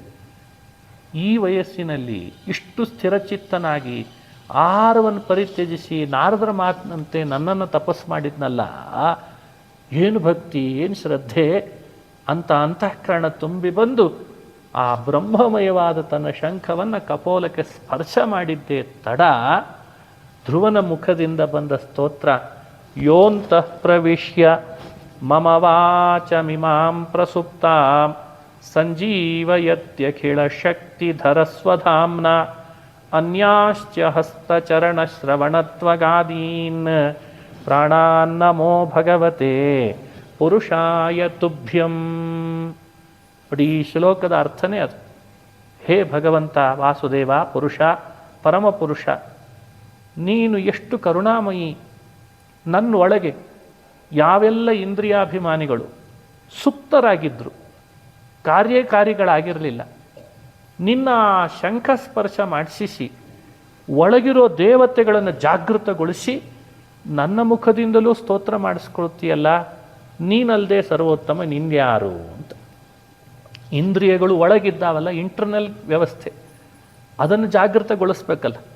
ಮೊಬೈಲ್ನಲ್ಲಿ ವೈಫೈ ಬರದೇ ಇದ್ದರೆ ಎಷ್ಟು ತಲೆ ಕೆಡಿಸ್ಕೊಂಡಿರ್ತೀವಿ ನಾವೆಲ್ಲ. ಯಾರಿಗೆ ಫೋನ್ ಮಾಡಲಿ, ಏನು ಮಾಡಲಿ, ಎಲ್ಲ ಇಂಟರ್ನಲ್ ವ್ಯವಸ್ಥೆ. ಯಾಕಂದರೆ ಇದು ಭಾಳ ಕಠಿಣ, ಕಣ್ಣಿಗೆ ಬೇರೆ ಕಾಣಿಸಲ್ಲ, ವಯರ್ ಆದರೆ ಕಿತ್ತು ಬಿಸಾಕಿಬಿಡ್ಬೋದು. ಅದಕ್ಕೆ ಹೇಳ್ತಾನೆ ಧ್ರುವ, ಎಲ್ಲ ಒಳಗಿಂದು, ಎಲ್ಲ ಪ್ರಸುಪ್ತಾನ್ ಸಂಜೀವಯತ್ಯಖಿಳ ಶಕ್ತಿಧರ ಸ್ವಧಾಮ್ನ. ಹೊರಗಿನಿಂದ ಪ್ರೇರಣೆ ಮಾಡೋದು ಅನ್ನೋದನ್ನು ಧ್ರುವ ಹೇಳಲಿಲ್ಲ ಆವಾಗ, ಒಳಗಿನಿಂದ ಪ್ರೇರಣೆ ಮಾಡಿದೆಲ್ಲ ಅಂತ. ಅವನು ಪುರುಷ ನಾಮಕನಾದ ಬಿಂಬ ಅಂತ ಅರ್ಥ. ಆ ಭಗವಂತ ಬೇರೆ ಯಾರಲ್ಲ, ಅವನೇ ಪರಮಾತ್ಮ. ಅಂದರೆ ನಮ್ಮ ದೇಹದೊಳಗೆ ತಾನು ಚಲಿಸಿ ನಮ್ಮನ್ನು ಚಲಿಸುವಂತೆ ಮಾಡ್ತಾನೆ, ತಾನು ನುಡಿದು ನಮ್ಮನ್ನು ನುಡಿಯುವಂತೆ ಮಾಡ್ತಾನೆ, ತಾನು ನಡೆದು ನಮ್ಮನ್ನು ನಡೆಯುವಂತೆ ಮಾಡ್ತಾನೆ. ಅವನ ಕ್ರಿಯೆಯಿಂದ ನಮ್ಮ ಕ್ರಿಯೆ ನಡೀತಾ ಇರ್ತದೆ. ಅದನ್ನು ಧ್ರುವಕುಮಾರ ಸ್ಪಷ್ಟವಾಗಿ ಈ ಶ್ಲೋಕದಲ್ಲಿ ಹೇಳ್ದ. ಯಾರೆಲ್ಲ ಮಲ್ಕೊಂಡಿದ್ರಲ್ಲ ನನ್ನ ದೇಹದೊಳಗೆ ಕೆಲಸ ಮಾಡದೇನೆ, ಅವರನ್ನ ಬಡಿದೆ ಬೀಸಿಬಿಟ್ಟಿ ಸ್ವಾಮಿ, ಅವ್ರ ಮೂಲಕವಾಗಿ ನನ್ನಿಂದ ಸ್ತೋತ್ರ ಮಾಡಿಸ್ಕೊಳ್ತಿದ್ದಿ. ನೋಡಿ, ಅದನ್ನೇ ಹೇಳ್ತಾನೆ, ಪ್ರಸುಪ್ತಾಂ ಸಂಜೀವಯತಿ ಅಂದ್ರೆ ಹಾಗರ್ಥ. ಯೋ ಅಂತಃ ಪ್ರವಿಶ್ಯ. ಹಾಗಾದರೆ ಬ್ರಹ್ಮಮಯ ಶಂಖದಿಂದ ಸ್ಪರ್ಶ ಮಾಡಿದ್ದು ಅಂದ್ರೆ ಅರ್ಥ ಏನು? ಬ್ರಹ್ಮಮಯ ಶಂಖ ಸ್ಪರ್ಶ ಅನ್ನೋದು ನಿಮಿತ್ತ. ಒಳಗಡೆ ಭಗವಂತನೇ ಜಾಗೃತನಾಗಿಬಿಟ್ನಂತೆ. ಒಳಗಿದ್ದವರನ್ನೆಲ್ಲ ಎಬ್ಬಿಸಿ, ಹೇ ಸ್ತೋತ್ರ ಮಾಡು, ಪುರಾಣ ಹೇಳು, ಈಗ ಗುಣಚಿಂತನೆ ಮಾಡು, ಈಗ ಧ್ಯಾನ ಮಾಡು ಅಂತ ಮಾಡಿಸ್ತಾನಂತೆ. ಅದನ್ನು ಮಾಡಿದ. ಇದಕ್ಕೆ ಅಖಿಳ ಶಕ್ತಿಧರ ಅಂತ ನಿರ್ಣಯ ಆಯ್ತಂತೆ. ಅದು ಯುಕ್ತಿ. ಅಖಿಳ ಶಕ್ತಿಧರ ಅನ್ನೋದನ್ನು ಸಮರ್ಥನೆ ಮಾಡಲಿಕ್ಕೆ ಸಂಜೀವಯತಿ ಅನ್ನೋದು ಯುಕ್ತಿ. ಎಲ್ಲ ಯುಕ್ತಿಯನ್ನು ವಿವರಣೆ ಮಾಡಬೇಕು. ಇಲ್ಲದೆ ಹೋದರೆ ಹೇಗೆ ಸಾಧ್ಯ? ನೀನು ಒಳಗೆ ಪ್ರವೇಶನೆ ಮಾಡದೆ ಹೋಗಿದ್ರೆ ಇವರು ಯಾರೂ ಹೇಳ್ತಿರ್ಲಿಲ್ಲ. ಇವರು ಯಾರು ಹೇಳದೆ ಹೋಗಿದ್ರೆ ನನ್ನ ಬಾಯಿಯಿಂದ ಸ್ತೋತ್ರವೇ ಬರ್ತಿರಲಿಲ್ಲ. ಇದರಿಂದ ಅರ್ಥ ಆಗ್ತದೆ ನೀನೇ ಅಖಿಳ ಶಕ್ತಿಧರ ಅಂತ ಬಿಂಬರೂಪಿ ಭಗವಂತನನ್ನು ವಿಶೇಷವಾಗಿ ಸ್ತುತಿಸಿದ. ಭಗವಂತ ಅಂದ, ವೇದಾಹಂತೆ ವ್ಯವಸಿತಂ ಹೃದಯ ರಾಜನ್ಯ ಬಾಲಕ, ನನಗೆ ಗೊತ್ತು ನಿನ್ನ ಮನಸ್ಸಿನೊಳಗೆ ಏನು ಭಾವ ಇದೆ ಅಂತ. 36 ವರ್ಷ ಸಾಹಸ್ರಂ, 36,000 ವರ್ಷ ಭೂಮಂಡಲವನ್ನು ನೀನು ಆಳು, ನಿನಗೆ ಸಿಂಹಾಸನ ಸಿಗುತ್ತದೆ ಅಂತ ವರ ಕೊಟ್ಬಿಟ್ಟು. ಅಷ್ಟೇ ಅಲ್ಲ, ಮುಂದೆ ಶಿಂಶುಮಾರ ಮಂಡಲದ ಬಾಲದ ತುದಿಯಲ್ಲಿ ಒಂದು ಮಂಡಲ ಇದೆ, ಸಪ್ತರ್ಷಿಗಳ ಮಂಡಲ. ಅದರ ಹತ್ರ ನಿನಗೊಂದು ಮಂಡಲ ಖಾಲಿ ಇಟ್ಟಿರ್ತೀನಿ, ನೀನು ಬಾ ಅಲ್ಲಿಗೆ ಅಂದಂತೆ. ನೋಡಿ, ಧ್ರುವ ಮಂಡಲ ಅಂತ ಧ್ರುವ ತಾರೆ ಆದ ಮಾರ್ಗದರ್ಶಕ ಮಹಾನುಭಾವ. ಹೀಗೆ ಕಿಮಲಭ್ಯಂ ಭಗವತಿ ಪ್ರಸನ್ನೇ ಶ್ರೀನಿಕೇತನೆ. ಭಗವಂತ ಪ್ರಸನ್ನನಾದರೆ ವೈಕುಂಠವೇ ಸಿಗ್ತದೆ, ಮೋಕ್ಷವೇ ಸಿಗ್ತದೆ ಅಂದಮೇಲೆ ಈ ಭೂಮಿಯಲ್ಲಿರೋ ಆಡಳಿತ ಸಿಗೋದು ಎಷ್ಟೊತ್ತು ಅಂತಂತಾರೆ. ಹೀಗೆ ಭಗವಂತ ಧ್ರುವಕುಮಾರನಿಗೆ ಅವನ ತಪಸ್ಸಿಗೆ ಮೆಚ್ಚಿ, 6 ತಿಂಗಳ ತಪಸ್ಸಿಗೆ 5 ವರ್ಷದ ಬಾಲಕನಿಗೆ ಮೆಚ್ಚಿ ಭಗವಂತ ಅನುಗ್ರಹಿಸಿದ ಕಥೆಯನ್ನು ಭಾಗವತ ನಮಗೆ ತಿಳಿಸಿ, ಪ್ರಯತ್ನ ಪಟ್ಟರೆ ದೇವರ ಪ್ರೀತಿಗಾಗಿ ಪ್ರಯತ್ನ ಪಡ್ರಿ, ಮಾಡಿದರೆ ಕಾರ್ಯ ಅವನ ಪ್ರೀತಿ ಆಗೋ ಹಾಗೆ ಮಾಡಿರಿ. ಇದನ್ನು ನಮಗೆ ಲೋಕಕ್ಕೆ ಸಂದೇಶ. 2 ಬಲ ಬೇಕು ನಮಗೆ, ಒಂದು ಗುರುಬಲ, ಒಂದು ಸುನೀತಿಯ ಬಲ. ಶಾಸ್ತ್ರದ ನೀತಿ, ಉತ್ತಮ ಗುರುಗಳು, ಇವೆರಡರ ಬಲ ಇದ್ದು ನಾವು ಸ್ಥಿರರಾಗಿದ್ದರೆ ಧ್ರುವನಂತೆ ವಯಸ್ಸು ಸಣ್ಣದಿದ್ದರೂ ದೇವರನ್ನು ಕಾಣಬಹುದು, ಎತ್ತರಕ್ಕೆ ಹೋಗ್ಬೋದು ಅನ್ನಲಿಕ್ಕೆ ಧ್ರುವನ ಚರಿತ್ರೆಯನ್ನೇ ಸಂದೇಶವಾಗಿ ಭಾಗವತ ಚಿಂತನೆ ಮಾಡಿಸ್ತದೆ. ಅಂಥ ಧ್ರುವೋಪಾಖ್ಯಾನವನ್ನು ಸ್ಮರಣೆ ಮಾಡೋಣ. ಆ ಬೀಜ ಮಂತ್ರ ಯಾವತ್ತೂ ಮರಿಬಾರ್ದು. ಬದರಿಗೆ ಬಂದಾಗ ವಿಶೇಷ ಈ ಕ್ಷೇತ್ರಕ್ಕೂ ಆ ಬೀಜ ಮಂತ್ರಕ್ಕೂ ಬಹಳ ಶಕ್ತಿ. 12 ಸ್ಕಂದ ಭಾಗವತದ ಮಹಾವೃಕ್ಷ 12 ಅಕ್ಷರದ ಮಂತ್ರದ ಮೇಲೆ ಬೆಳೆದದ್ದಂತೆ. ಅದೇ ಓಂ ನಮೋ ಭಗವತೆ ವಾಸುದೇವಾಯ, ಓಂ ನಮೋ ಭಗವತೆ ವಾಸುದೇವಾಯ. 12 ಅಕ್ಷರದ ಒಂದು ಬೀಜ ನೋಡ್ರಿ. ಆ ಬೀಜ ಭೂಮಿ ಮೇಲೆ ಹಾಕಿದ ಕೂಡಲೇ ವೃಕ್ಷ ಬೆಳೆದ ಹಾಗೆ ವೇದವ್ಯಾಸರು ಈ ಬೀಜ ಮಂತ್ರದಿಂದಲೇ ವೃಕ್ಷ ಬೆಳೆಸಿದ್ರಂತೆ. ಹೆಂಗೆ ಭಗವದ್ಗೀತೆಗೆ ಅದಕ್ಕೊಂದು ಬೀಜ ಇದೆ, ವಿಷ್ಣು ಸಹಸ್ರನಾಮಕ್ಕೆ ಒಂದು ಬೀಜ ಇದೆ, ಆ ಬೀಜವೇ ಇಡೀ ವೃಕ್ಷ ಮಾಡಿರ್ತದೆ. ಹಾಗೆ ಇದೊಂದು ಬೀಜ. ಈ ಬೀಜವನ್ನು ಯಾವಾಗಲೂ ಮನಸ್ಸಿನಲ್ಲಿ ಇಟ್ಟುಕೊಳ್ಬೇಕು. ನಾರದರು ಧ್ರುವನ ಹೃದಯ ಭೂಮಿಯಲ್ಲಿ ನೆಟ್ಟಂತೆ ನಮ್ಮ ಹೃದಯ ಭೂಮಿಯಲ್ಲಿ ವಾಸುದೇವಾಯ, ಓಂ ನಮೋ ಭಗವತೆ ವಾಸುದೇವ, ಈ ಬೀಜವನ್ನು ನೆಟ್ಟು ನಾವು ಭಾಗವತ ಧರ್ಮ ಅನ್ನೋ ವೃಕ್ಷವನ್ನು ಬೆಳೆಸಿದರೆ ಭಗವಂತ ಮೋಕ್ಷ ಅನ್ನೋ ಹಣ್ಣನ್ನು ನಮಗೆ ಕೊಟ್ಟೇ ಕೊಡ್ತಾನೆ ಅಂತ ಅನುಸಂಧಾನ ಮಾಡ್ತಾ ಇವತ್ತಿನ ಉಪನ್ಯಾಸವನ್ನು ಮುಗಿಸ್ತೇನೆ. ಶ್ರಾದ್ದ ತೀರ್ಥವಿಧಿ ನಡೆದಿದೆ. ಆ ಗೋತ್ರದ ಎಲ್ಲರೂ, ಗೋತ್ರದಲ್ಲಿ ಬಂದಂಥ ಮೂಲ ಪುರುಷರು ಬ್ರಹ್ಮಕಪಾಲದಲ್ಲಿ ಮಾಡಿದ ಪಿಂಡ ಪ್ರದಾನದಿಂದ ಪಿತೃದೇವತೆಗಳು ಪ್ರೀತರಾಗಿ ಅವರಿಗೆ ಸದ್ಗತಿ, ವಂಶಗಳ ಅಭಿವೃದ್ಧಿ, ಮನೆಯಲ್ಲಿ ಆಗುವಂತಹ ಎಲ್ಲ ರೀತಿಯ ಕಷ್ಟ ನಷ್ಟಗಳ ಪರಿಹಾರವೂ ಆಗಲಿ ಅಂತ ಪ್ರಾರ್ಥನೆ ಮಾಡೋಣ. ಹೀಗೆ ನಾರಾಯಣರನ್ನು ಪ್ರಾರ್ಥಿಸಿ ಇವತ್ತಿನ ಉಪನ್ಯಾಸ ಮುಕ್ತಾಯ ಮಾಡೋಣ ಅಂತ ಹೇಳ್ತಾ ಶ್ರೀಕೃಷ್ಣಾರ್ಪಣಮಸ್ತು. ಹರಯೇ ನಮಃ, ಹರಯೇ ನಮಃ.